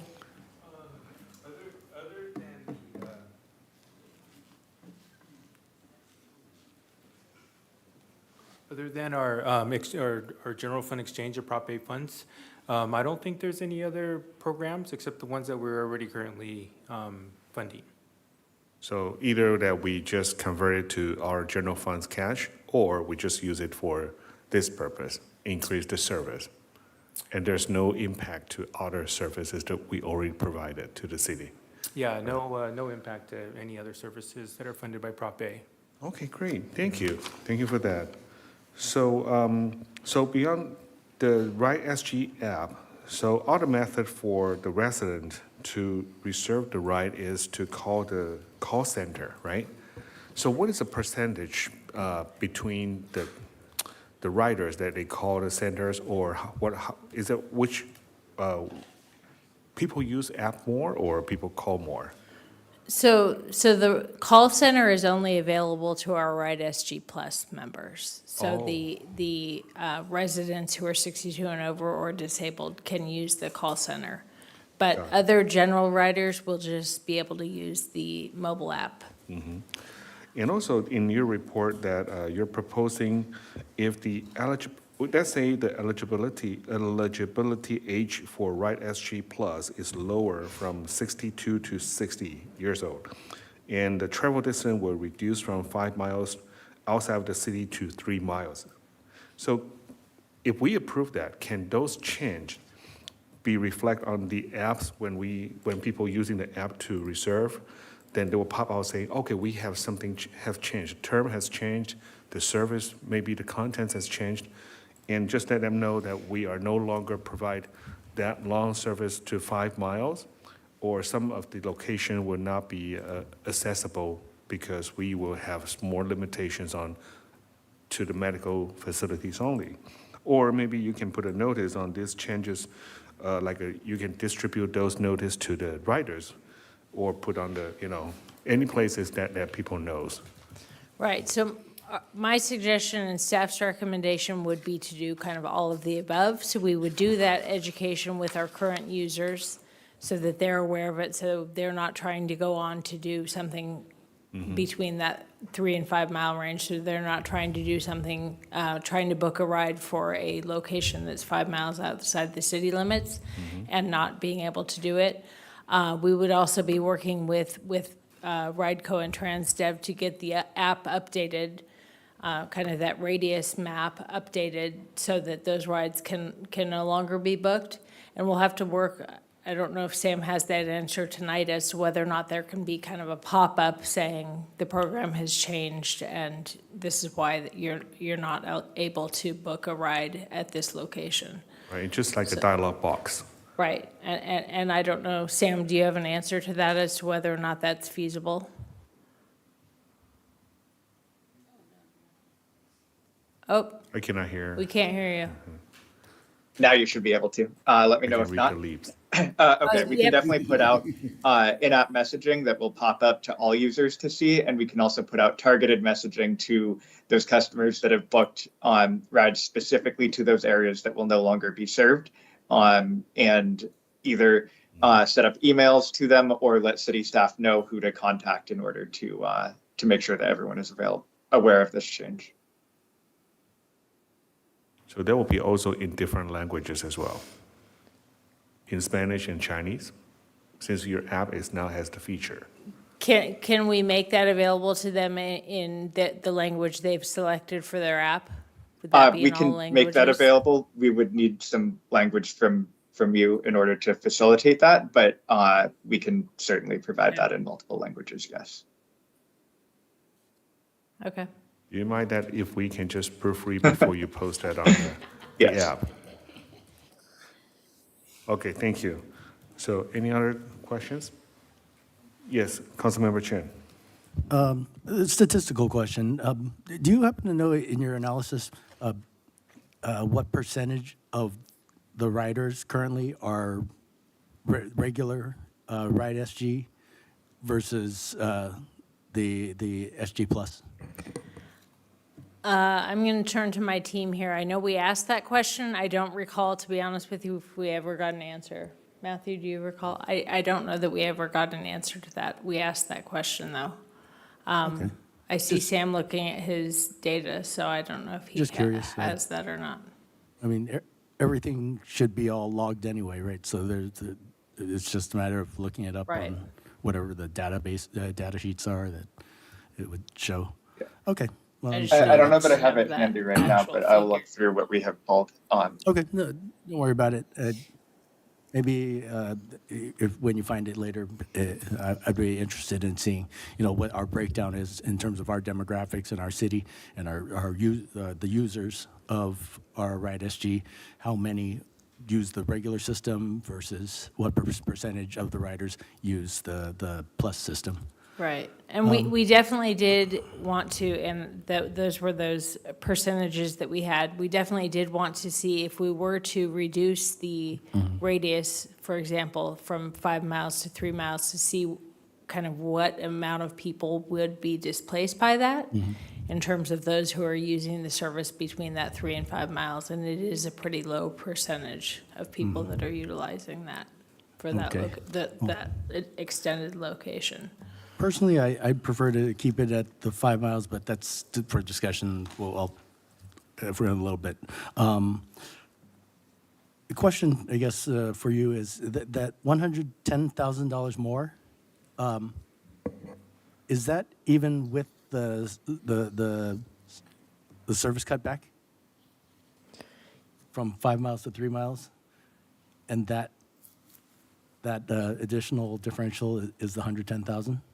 Yes, because the service reduction is basically reducing the distance that the vehicles will travel. Right, yeah. So it's able to be more usable within the city limits and within that 3 mile radius, so we can help to reduce that failed search rate. Right.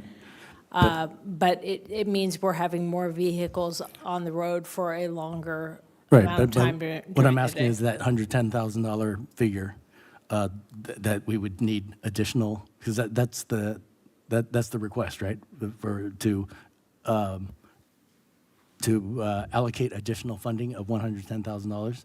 That, And so that means for example, if we chose not to reduce the mileage radius, then we would need more than $110,000 to keep the same level of service. Is that what we're saying? and I'll let Zach talk in a minute, because I think he has some thoughts on that. I would say that the reduction of the radius doesn't have anything to do with With the extra the reason amount of for money? the increase in cost Yeah. is to increase the vehicle hours. Oh, So okay. for example, Well, that's during the only vehicle weekdays, hours, when that's we not- currently have. I see. When we currently have 3 vehicles on the road, instead we would have 4 vehicles on the road. And on weekends, Oh, I if see. we currently have 2 vehicles on the road, we would have 3 vehicles on the Oh, I road. see. So we'd Okay. be looking to increase the load that we're able to accommodate, if that makes sense. Yeah, okay, thank you. I understand now. Thank you. Okay. I yield. Thank you, Councilmember Chan. So, Is that- Chief City Clerk, do we have any public comment? No cards. Okay, so now it's time for a council discussion. Who would like to start? Yes, Vice Mayor? I will start, although you guys already started, but okay. Well, first of all, this is a very thorough report. I really want to thank you and thank your staff for doing this. The good news is that, the program has exceeded our expectations. I was here from the beginning. I think most of us were here from the beginning, and it's being utilized, and now we're talking about expanding it. So that's all good, but there's also some challenges when the program does exceed its expectations. But I wanted to just ask some questions before I go to your proposed changes. The first thing is the language needs. So I'm trying to understand that the Chinese finally got implemented, but was that through TransTech or was that through us? I mean, how did that actually come to fruition? Because my understanding, it was never there. So I think, were we the first ones to actually have the app translate into Chinese? Sam can address that. I believe that we were, the city worked directly with RideCo to implement that because they are the providers of the app, the app-based But did we pay for that application. translation? We paid for it. Okay. Yeah. But are they benefiting it? Meaning other cities are using it? We should get some credit here. Yeah. Sam, Yeah, I can you can address speak to that? I that. don't know if other cities are able to utilize that So or San not. Gabriel was the first city to approach us with the request to translate this into Chinese. And we had initially a price tag that I think was more than double what the eventual end cost was. And we were able to come back with a lower price, both as a result of improving our translation methods and then also sharing the cost with one other city. These 2 cities are the only ones that have the app translated into Chinese. What's the other I'm city? not, I don't know the name of that, sorry. Oh, okay. I didn't think it was a trick question. We but- were- You were the were the first first ones ones to to bring bring that it to forward. the We're the table, first ones. correct? And then Okay. did receive So a then- price discount. So there was some benefit to our city for taking the lead and, initiating the Chinese translation. Was the Spanish already in play, or do we also have to take the lead on Spanish that was one? already included. With the, I believe with the RFP that was issued, it would have included Spanish. Typically, that's a requirement of agencies in California, and we've set that up for a number of cities. Okay. What about Vietnamese? I know it's a smaller population. Is that a possibility? Has there been a need for it? That's one that I haven't heard of. And so again, I would need to take that to our technical director and see if other cities are requesting it and what that would look like in order to get that done. Rebecca, has there been any requests for Vietnamese? We have not had any requests. We could Okay. outreach. I would recommend that we would outreach to our current users to see if there's a need to have Vietnamese before we implemented Yeah, that. Just absolutely. because Yeah, if the need's not there. because there is a population there, Right. so I would like us to be sensitive to that. Okay. Let's see.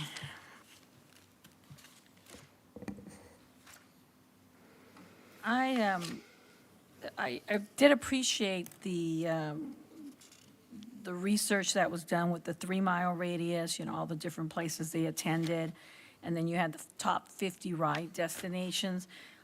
I don't know, the shopping locations are, I'm more familiar with, but the top 50 destinations, I wish there would have been like a city, but I did see Arcadia a lot. I did see South Pass. And so, were there any other cities too that were maybe listed that was not readily available? Because I have to say, I agree with the 3 miles. I think, they don't need to go to the City of Arcadia Senior Services. We have our own senior services here. But I just think that if we want to provide this service to more people, because it does tie up the car or the van, I'd rather have it more in the, at least adjacent cities versus, Arcadia, South Pass. I just feel like it's going a little too far at that point. So I do like the proposal with the 3 miles.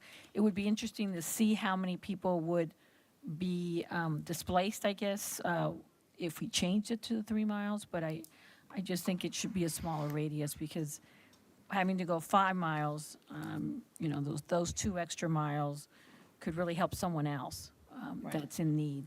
So I do agree with the 3 miles. I actually agree with all the proposals. But one of the things I wanted to, it's kind of a side note, and I'm putting on my San Gabriel Unified School District board hat. When I was a board member, this was like, I started about 20 years ago, but I think it was in 2010 where we had this strategic plan, and part of the strategic plan that included the city and business owners, and just, it was a really great group of community members, was transportation was already an issue. We know that we're building, we know we're trying to get less cars, try to make it more walkable, the city. We're only 4.1 square miles, so we should try. But one of the ideas at the time, and I don't know if this group, I keep forgetting your name. I'm sorry. Transdev.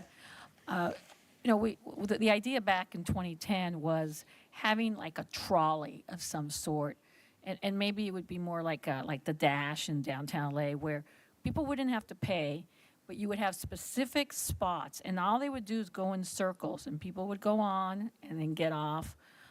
You would pick, like, for example, the library.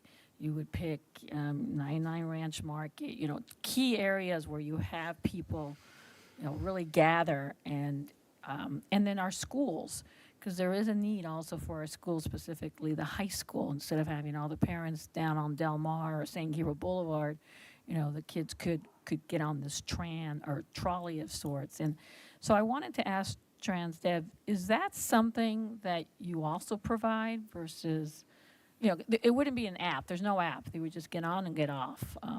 Pardon? Fixed route. It would be more routine kind of stuff. And it would just be more of a service versus anything else. But it would be in our city. It would not cross the boundaries. It'd be something like Alhambra has their ACT. It's like that, right? Yeah, you're right. Alhambra has something. It's got one circle route and just goes all day. It goes all day. And it's a specific. Nobody gets stops. charged, and they get on and they get off. But it would just get cars off the road, get people to the places that they go. Usually do, whether it could be Focus Plaza or, there's just certain areas. Mission right here, Mission and Las Tunas, maybe City Hall. But. Is that something that you provide, a service that you provide for other cities? So this, Zach can answer sorry. that. He's from Okay. Transdev. Just looking at him. Not a problem. Good evening. Good evening. Yes, this is something that we do provide, and in specific, we do provide ACT services, as well as similar services in the cities of Rosemead, Arcadia, and Monterey Park. Okay, so they all have this type of service? Is it? With the what is it exception of San exactly? Gabriel, you are correct. Oh, okay. Rub it in. So in this analysis that was done with different cities, it doesn't mention it. Like, it says Monterey Park Dial Ride. Correct, because the That's not- analysis that you received from Rebecca zeroes in on the dial-a-ride and the microtransit services versus a fixed route service, which is a completely different service. And what did you call it? You said ACD or? ACT. CD. ACT, which is? Alhambra Community Community Transportation. Transit, yeah. Oh, Transit. okay. Oh, I thought it was like, No. okay, okay. And what, is it a van or what is it exactly? 'Cause It all depends. It all depends on the city that we are discussing. So, for example, Alhambra has the 30-foot buses. Monterey Park has a combination of 30-foot buses and vans, if you will. Cities of Arcadia and Rosemead have shuttle vans. Shuttles, that's Yep, what they're. we have okay. shuttles. So it all depends on what city. City of Monterey Park has a little bit higher capacity as far as ridership is concerned. So we have the bigger shuttle vans, if you will, more towards the 32-passenger capacity. Those are not needed in the cities, for example, of Rosemead and Arcadia. We use the 22 to 22-foot shuttle vans. Okay, because what I'm predicting is whatever we decide today, it's still not going to be enough. You know, we're going to buy another van, and there's still going to be a need. So I was just thinking, how can we still provide a service, but I don't think everybody has to go on an app. I think Yeah. that some of these people I would be very actually- happy with a shuttle. And so I know it's not part of the discussion. It would have to be a whole different discussion. We would probably have to do that same table, but instead of dial ride, it would be the shuttle. And so I want us to kind of maybe consider that also tonight as an option. Yeah, that's a good idea. I mean, I'd be, well, again, everything is money, right? But Yes. I would be open to having a dual system where we have the fixed route and we have RideSG for other purposes, you know, but for most of our community, our own resident community, that fixed route bus system might be a good, helpful thing. But again, it all comes down to cost analysis. But yeah, Yeah. I mean, I would, if we can afford that, I'd like to see both. Yeah, I think that's the direction we're going to be going because, again, great news that this program is being successful. I know it has some bumpies. They don't always pick you up on time, but I think just kind of thinking it through for the future and maybe even collaborating with the school district. I believe, Rebecca, is there a program right now at the school districts? Is they're talking about transportation or? Someone mentioned that it's either started or there's something taking place, you know, percolating over there at the school district about transportation because it's a key issue for a lot of the students. So I've been invited a couple of times to like a community schools partnership, and they've received some funding. So they're creating these various programs, and they're basically pulling resources from all throughout the community together to kind of understand what is available to families within the district. And it was mentioned at one of those meetings about needs that families have, especially on a rainy day. For example, a high school student who may be able to typically walk to school on a rainy day, having transportation would be a better option for them. So that's just been mentioned. I don't know, I know resources there at the school district that I could reach out to as to whether or not that's been a key discussion for them or whether that's something that they're just Well, that would understanding kind of, the needs of community members. Yeah, it would address what Councilmember Chan is mentioning about money. You know, it's always about money, but if we could collaborate with them, reduce some of the costs, also with our hotels, with the tourism, what is that called? Tourism marketing. The TMID. Yeah, TMID. You know, one of the stops could be the hotel, so their guests could visit the Mission District. Mission District would be another stop. maybe they would be able to, throw in some money there too, provide that as a service to their clientele. I don't know if there's any business organizations, like whether it's Focus Plaza or maybe even the market or here at Paris Baguette, that area, they might be interested in partnering. I know it's a whole different discussion, whole different analysis, but I think it's coming. It's going to be there, and I'm so glad that we're able to provide. That's a real service. This is improving the quality of life for our residents, but also for our community, so we put less cars on the road.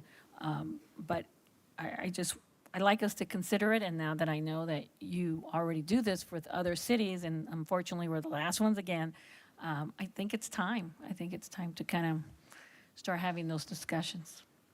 So anyway, but tonight, let's get back to tonight, I'm sorry. I actually agree with all the recommendations, and I'm open to listen to my colleagues, if they differ. Thank you. Thank you, Vice Mayor. And who will be the next? Yes, Councilman Ding. Thank you, Mayor. So I saw the attachment, like top 50 rider, that's outside the city of San Gabriel designation. Correct. Top, Correct. okay, 50. So RideCo was able to provide basically an analysis of what those top locations are. So, Oh, I say several, it's called the sorry, residential. Matthew's providing correction. Oh, it's both inside and outside. My apologies. That's total, inside or outside? Okay. So, but inside, outside, Sun Clinic Lab, that's 160 market, it's in our city, not the neighborhood. Alhambra have another one too. Okay, so why I asking the inside? So because potential we discuss, we need a fixed route. So that's why I hope can have some data analysis. So for the future, so how can we put on a fixed route? It's more residential, more stop, or they want to go there. But I didn't see like Hilton, Sheraton. I didn't see the hotel one. Well, yeah, but that's why that trolley or shuttle bus, it would take their guests to our city. And Councilman Yeah. Ding, just to address your point, I think that's the point. That's why our own residents don't go to the Hilton and the Sheraton. This is our current users right now. Okay. And guys like me, I don't go to the hotel. I come from home to here. Yeah. Or I have to go somewhere in South Pass or somewhere else like that. So at the current usage levels, most of the users are our residents, and so they don't have the usage. I mean, there's no point to go to the hotel most of the time. Yeah, I know that's good for the resident, but also because we're talking about the hotel also promote the RideSG too, so that's why I want to see the result. What's the result from there? Well, I think also when you're internationally traveling, you're not looking for local transit. You're familiar with Lyft and Uber and taxis and things. They're not going to know about our local transit. Yeah. More than likely, they're not staying inside the city. That's good. Save our money. So part of staff's recommendation, though, to both increase the vehicle hours as well as kind of decreasing that radius so that the vehicles can be more available inside our city limits. With that, one of the recommendations moving forward is that we would be able to promote more readily with the local hotels. So for example, if they want to promote RideSG with their clients. With the failed search rate that we've had, for example, Councilmember Chan mentioning that he didn't get picked up on time today, there's been some hesitation to promote that further with those, to push it on the hotels and then have them not be able to get a ride, and then we've promoted a program that they aren't able to utilize as well. So that we're looking at changing those parameters a bit, increasing the vehicle hours and decreasing that radius so that the vehicles are more available to utilize. Okay. So eventually, I feel need like a fixed route for the inside the city boundary to help, you know. Yeah, so if we had more data statistic to help, so then we can find out which one fixed route we can do it. Yeah, and so for the like outside the San Gabriel, probably, it reduced the 3 miles more, maybe for the operations more better. If for 5 miles, it looks like we do the extra, the work for our neighborhood city too. Yeah. So we wanted them everything spend money in our city, you know. So. Okay, and then it reduce the age. Okay, but no matter which one age, I'm qualified. Me too. Okay, so yeah. And I think that's more to get in line with what our neighboring cities are doing. Okay, Right? the neighbor So city. We've had the 62 and over age Okay, for dial-a-ride for many years. And so I think just making sure that we're more in line with what neighboring cities are doing as well. yeah, most of the city it's 55. There's some that are 55 and there's and some that are 60. So right now we just reduced to 60, right? Right. Okay. Right. Yes. I'm glad to this report and the more people use it, so more residents to use it too. I hope it's an idea, fix our idea also for the future. How can we reduce our traffic or like air pollution? That's ideally, okay, but always see, yeah. Okay, so, yeah, that's my comments. Thank you, Mayor. Thank you, Councilmember Ding. And Councilmember Chen. May I ask one more question here, Rebecca? On page 4 of the staff report, with the chart of the current transit operations offered to our neighboring cities, I'm looking through it, and it looks like Rosemead is probably the most similar in terms of their rules, and probably demographically very similar to our city. Do you happen to know if the cost to their city is similar? Are we? The cost for what? For this whole system? I do or- not know. I would have to look into that further. I don't know what they pay for their program. Just curious, because, again, it just looked like their system and their operational hours are very similar to ours, and the way they do their rules and their pricing. Okay, that's the only question I had for now. Thank you. Thank you, Councilmember Chen. Councilmember Harrington, you have something? No, I think everything's been covered. I do think that Chief Wallace has a vehicle available, like an old fire truck. You probably get Pay extra 100% for that. ridership on that. Yes. No, I really do appreciate the report in all seriousness, and I agree with it. I agree with all the comments regarding, we need more access. I think for our residents, more access is more important than the distance they can go. The availability is more important. And I do agree with a fixed route would be a great thing for our city. Okay, thank you, Councilmember Harrington. So, yes, Councilmember Ding, you have something else to say? No, I mean, Councilmember Ding.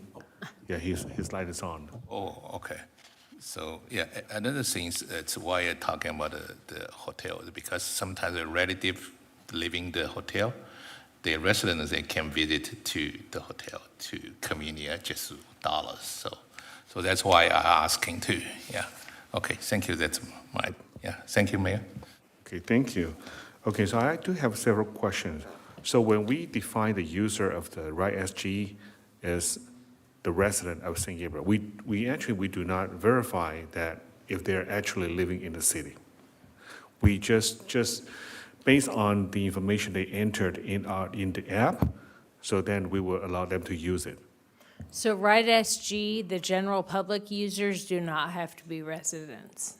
So they can be from out of town. So for example, someone staying at the Hilton that's here from another state or another city or internationally would be able to utilize this service. I see, yeah, because in the report it shows that the resident of St. Gabriel, so I assume that all the user that we will be defined as like a resident.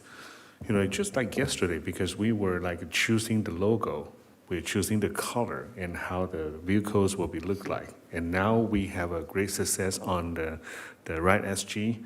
It's really, I'm so grateful to see this result. But for some of the technical question, I do see that we have top 50 ride destinations.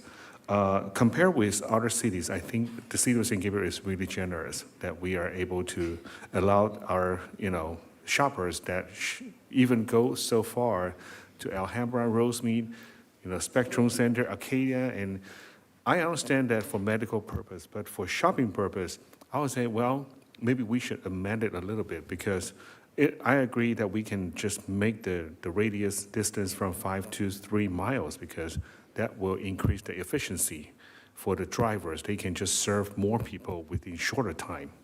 So is there any way that we can set up, because to me, it's important. We cannot force our resident to choose the doctor resides or doing business in city of St. Gabriel only. They can choose their medical server from Montreal Park or anywhere else. So what about those for RideSG plus user that we allow them to go further, like 3 miles, within 3 miles, they can go to the hospital or the medical center, or that's called the Rosemead, like a dialysis center. Those are the service for the elders, but we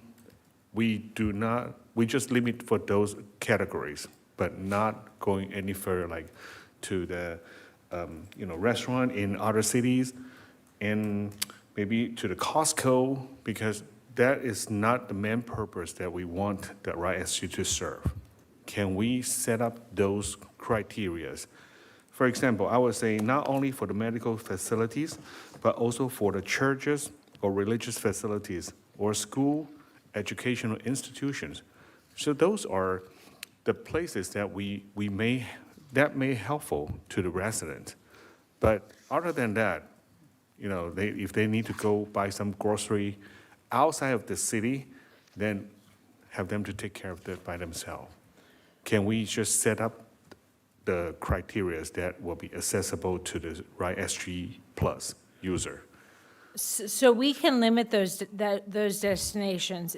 In attachment A, as part of your staff report, we did include what our proposal would be. This is more than just medical. We were looking at some of the top destinations that are currently being utilized. Right. For example, Walmart is a high destination, and we were looking at some other things. While San Gabriel does have market options, it does not have kind of a general American grocery store, if you will. And so some of these provide those options, and we looked at, staff did a really good job of looking at some locations that are in larger centers. So for example, Alhambra Place, which has Sprouts Farmers Market, and also has various restaurants and those sorts of things. So it would be a single stop, if you will, for the driver, and potentially they would have multiple riders going, so it would be more of a shared service. But there are options there, so a senior could go to that location, could go to the grocery store, could go to these other stores, and then be taken back to the city. But those are all 3 miles. Right. Yeah, So he's talking about going farther, right? 5 miles. No, 3 miles, within 3 miles. Oh, okay. He's talking about 3, but whether or not you could set up what those other criteria would be. Right.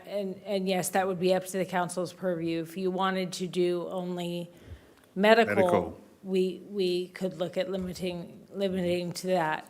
The other recommendation that staff had with this is that obviously the residents who have been utilizing the program have been used to going even up to 5 miles outside the city and being able to utilize these services. So it's that challenge of wanting to limit it a little bit, but not totally reduce their usage abilities, if that makes sense, right? Because now you're saying not only can you only go out for doctors, but you can't go out for these other resources. So, for example, if they're used to shopping at Walmart, for example, and they can no longer do that, you're reducing that ability. Obviously, they could get a ride elsewhere, but Right, because so we were trying to actually- look at that balance of.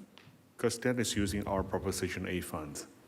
I think as a part of the, council members, we would like to keep our cities more, at least that when people go shopping, then we prefer they can stay in our city and just spend their money inside of our city. So when I see these locations, and it's kind of heartbroken because we are sending people spending money out there. So, but it's using our Proposition A funds. So I think the main purpose for that is we do not want to limit the elders to access to their medical service. We want to continue with that within 3 miles. But if they're going to like a AMC, they're going to Smart and Final, they're going to like Salon, well, that's try to make the time more efficient, that help more residents who needs the car. So there won't be delays on picking up our council member. And that's, I think that's a part of the a better service that we're looking for. So that's why, if possible, that we can, from the backstage, the technical side, that we are able to limit that for those riders, they can access to the medical needs. But for other than that, like amenities, like a dining, then they find their way to get there. That is my suggestion. Mayor, I would say that the whole intent when I see this is not necessarily just for medical.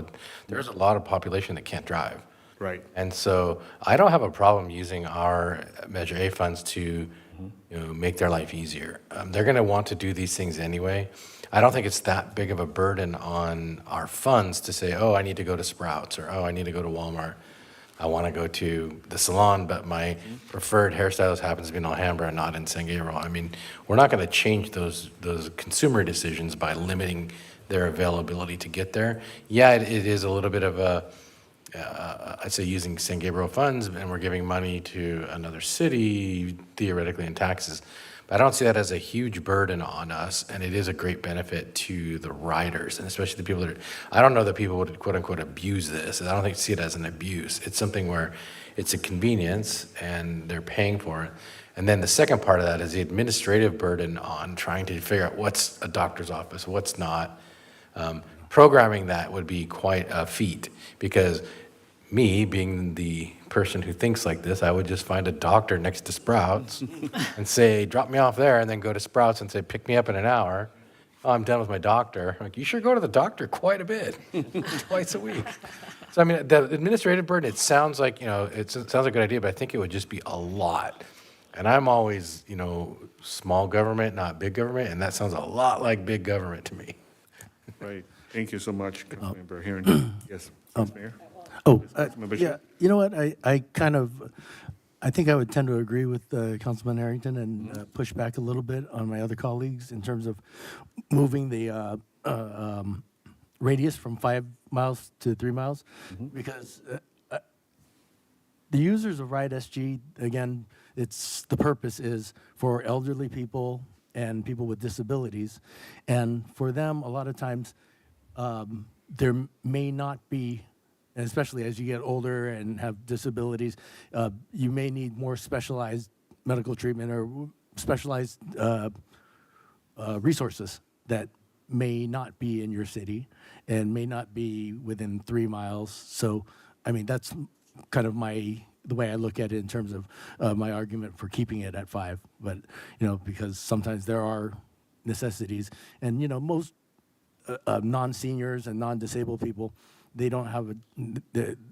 they have no trouble, driving and getting here or there, and that's not a big deal. But for that population of older people and disabled people, it really is a great service. And, and to me, I'm in favor of keeping the 5 mile radius.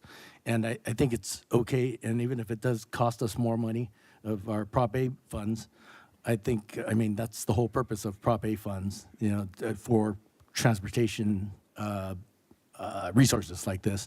And I understand that, a secondary benefit of not using the Prop A funds, we get to trade it in at 75% and whatever, but that's not to me, that's not the primary purpose of Prop A funds. I mean, that's just a side benefit that we don't lose it all. But so I'm of the opinion that if we have enough of Prop A funds, I wouldn't be opposed to spending more of them to improve our transit system or our transit resources for our residents and beyond. So that's. And I'd say two things on that, Councilor Chen. I would like to see a little bit of qualitative, like those 50 top destinations. What is the age of the people doing? I don't think it's going to be younger people doing this. I think it is going to be our older crowd, Exactly, disabled because crowd. they need. Yeah, so I don't really want to inhibit that either. But then the second part of that is if down the road we do get a fixed route, then we can think of, okay, then we can limit that to seniors only on the RideSG to go outside of the city. So if you're SG plus, then you can go outside the city. If you're not SG plus, then you're staying within the city. That's the way it is right now. That's the way it That's works our right I now. know that. I'm just saying, like the radius thing kind of goes away. The 3 mile radius kind of just, it's not an issue anymore. I see. So one thing I just want to clarify is that we did, and we worked with Sam and Zach to do an analysis on this, but we did figure out how many people are utilizing that 3 to 5 mile distance. So how many seniors or RideSG Plus users are using that 3 to 5 mile distance? And it's only 10% of our users. And I apologize that I don't have a solid number as to what that is, but of those using the service, 53% of the rides occur within the San Gabriel boundary to that 3 miles, and only 10% are that 3 to 5 mile radius. So that went into staff's recommendation as well, that it's not a huge number of uses that are going outside that 3 mile radius. Okay, well, thank you.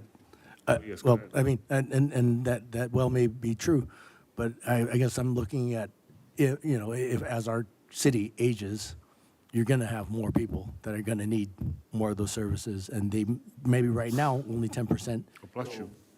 outside of that 3 miles, but if we're going to plan for the future and the aging community, and we may want to consider just, again, I'm not married to that, but I'm just thinking kind of for the future, if people are going to start needing to go further for whatever specialty treatments or whatever. But yeah, that's my comment.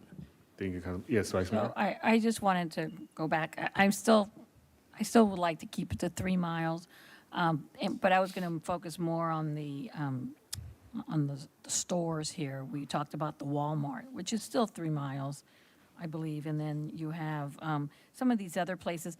I'm comfortable people spending money in other cities because we don't have it here. We don't have a Sprouts, we don't have a Burlington Coat Factory, we don't have a Sephora, we don't have a Walmart. And so if people need those, then I think we should provide that option. The 5 miles, I still think it's a little too much. Our seniors, if they have to be there, apparently they've been able to do it before RideSG. Maybe we need more analysis. You said 10%, but out of those 10%, are they going to the Arcadia Senior Center, or is it really for medical purposes? I'm not sure how many, because we don't have that data. We don't know how many are really going between the 3 and the 5 miles.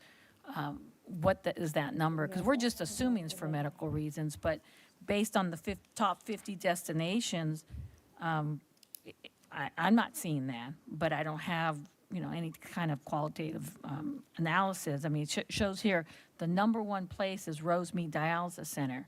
Well, that's within the 3 miles. So I don't think it's going to eliminate maybe a handful, but there is a need for other seniors, most likely, that need to be within that 3-mile radius. And right now, it just makes it more difficult when we have a 5-mile radius. And again, I'm very comfortable people going to other places because it's not here in our city. If we had those places in our city, then they would stay in our city, but it's not here. Thank you, Vice Mayor. And Councilmember Dean? Yeah, okay, so, yeah, I still need a consideration for the senior or disability for the medical purpose to a little bit far away, like 5 miles. I think, first of all, I hear our medical center, it's like Garfield and Alhambra. I think Alhambra is more than 3 miles, right? No. Less than. I believe that's included in the. How about Huntington Memorial? I'm sorry. It's not even listed on here as the top 50 ride destinations. Garfield Hospital.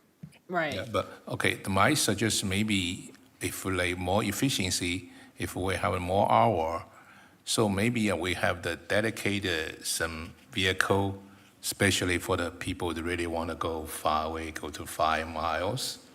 So maybe that's the option to help more efficiency. So that's my suggestion. Yeah. Thank you, Councilmember Dean. Thank you. Okay, so anyone else? Well, I appreciate my colleagues that sharing their thought, and actually I won't disagree with that.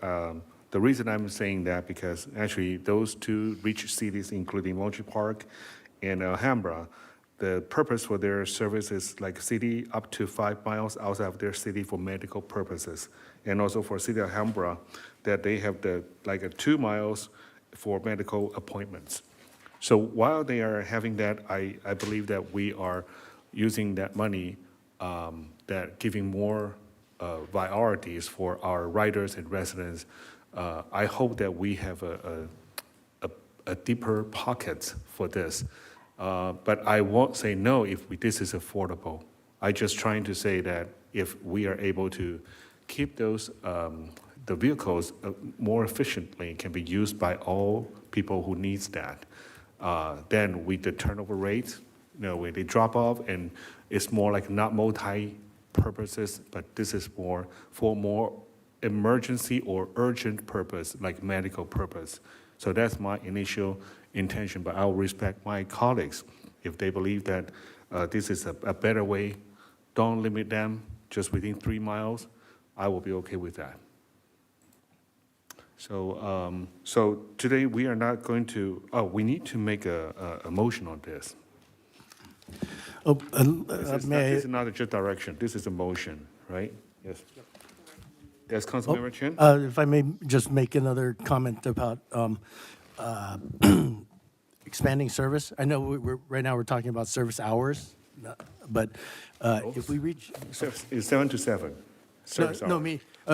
total service hours. hours, meaning number of drivers. Yes. Capacity. Yes. Capacity in terms of drivers at one time. Yes. And I just want to share, again, my experiences, my personal experiences and experiences of other riders that I talked to, and that one criticism or suggestion they have is that the current fleet of vehicles we have are not conducive to being able to handle 2 wheelchairs at the same time if there are 2 wheelchair riders. So I would like to, and again, this will be the ongoing discussion. We don't decide this right now, but that in the future, if the time comes where we can't afford to or we need to buy a new vehicle, to consider a larger vehicle and not the same thing we have now. That one of the bigger ones from the, I guess, old days of San Gabriel Dial-A-Ride before, and that there were larger vehicles that could handle the capacity of 2 wheelchairs at the same time. So just a consideration for the future. Next future purchase for the system. Mm-hmm. I see. Yes, Vice Mayor? Your mic? Yes.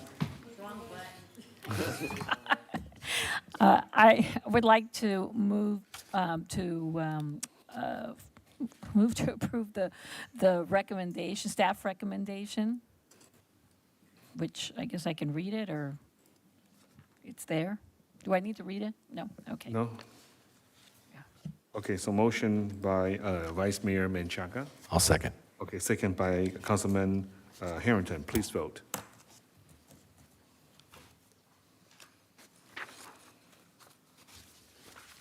Motion passes by a vote of 5-0. Thank you. Thank you, Rebecca. Thank you. Next item, please. Mr. Mayor, I have no speaker cards for the second public comment period. Okay, and the city manager's report, please. Thank you, Mr.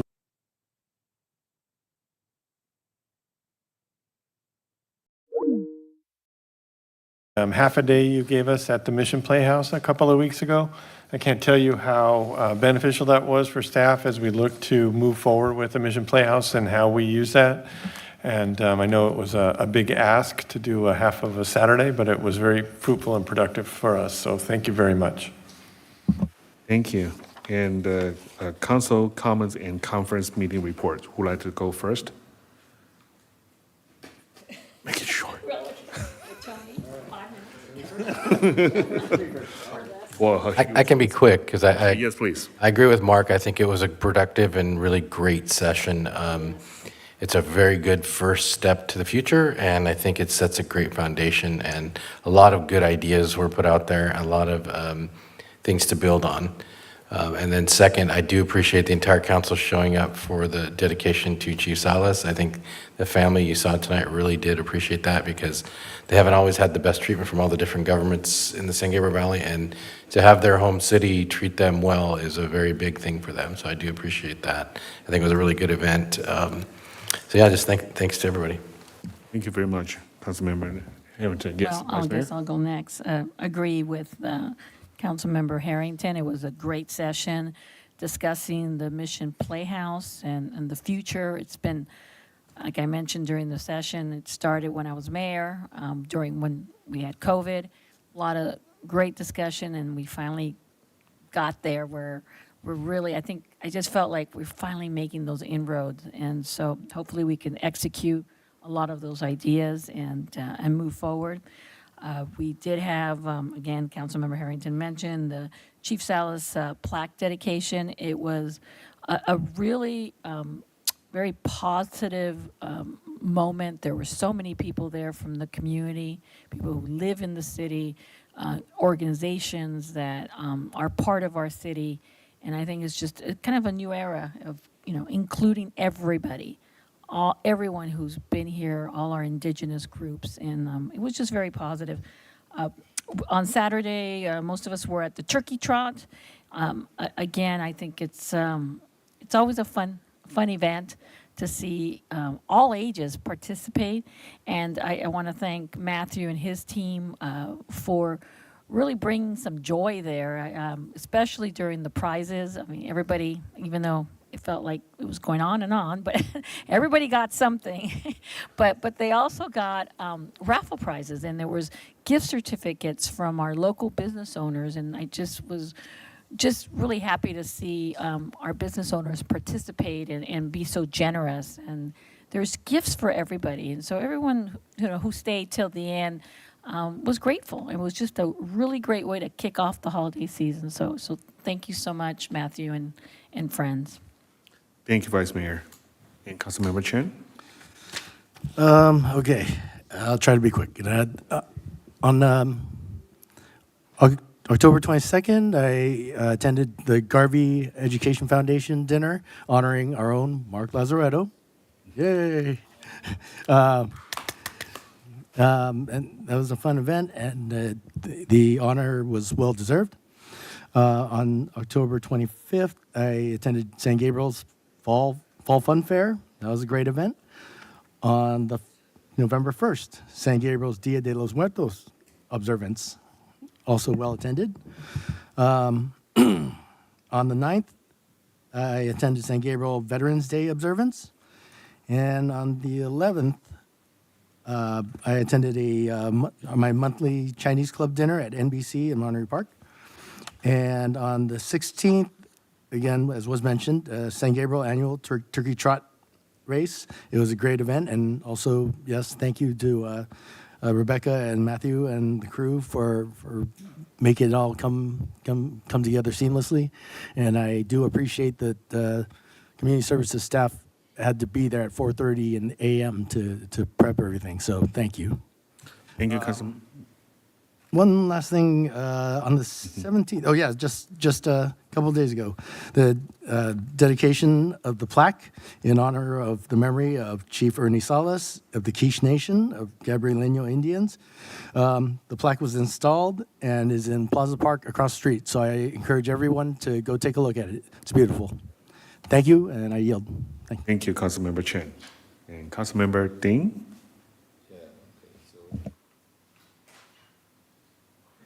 I forgot.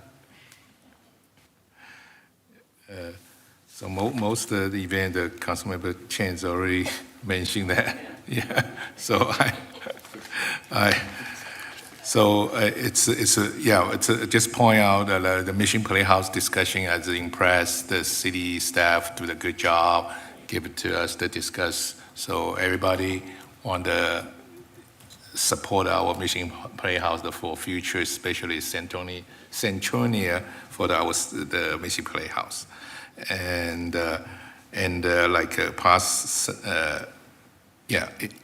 want to mention on the November 9th, we have a Veteran Day ceremony. Okay, it's we approved last year, right? Okay, and it's really great. It's on our veteran. Okay, they do the sacrifice for them to protect our country, and also especially we want to recognize they are San Gabriel resident, the veteran. Yeah. And then, just mentioned that for the indigenous, the Chief Salazar, the plaque, it's on the Sunday. It's incredible too for me. It's give it to me. It's a lot of the historical education. So I really appreciate the indigenous people. And that time also, it's Spanish people do the good mission, and it's a long history. I don't want to repeat the story. Okay, it's a good education for me. I really appreciate they did the historical things for us. Yeah. That's it. Thank you. Thank you, Councilmember Ding. I just have a few things to report. On October 23rd, I attended the LA Sanitation District Board meeting, and during the meeting, the board has approved an agenda item set to adopt a joint resolution approving and accepting the negotiated exchange of property tax revenues proposed by the City of San Gabriel. On October 26th, I attended the receptions and movie screen hosted by the Hong Kong Economic and Trade Office. During the event, I invited them to collaborate with City of San Gabriel on future events at our Mission Playhouse. This time, they went to the Montreal Park. On October 30th, I joined the SGV COG 30th anniversary celebrations at Hilton San Gabriel. Then lastly, the November 14th, we welcomed the 8 delegates from Taipei City Government for the productive discussion about implementing Taipei Overseas Internship Program. A special thanks to Mark and Edwards for dedicating their time to this meeting. Both cities will continue to explore the best way to collaborate on these initiatives. So that's conclude my report. Thank you. Then closed session now. The next regular City Council meeting scheduled for Tuesday, December 3rd, 2024 will instead be a special meeting on the same date beginning at 7:30 p.m. due to the holiday tree lighting event. Meeting adjourned at 9 p.m.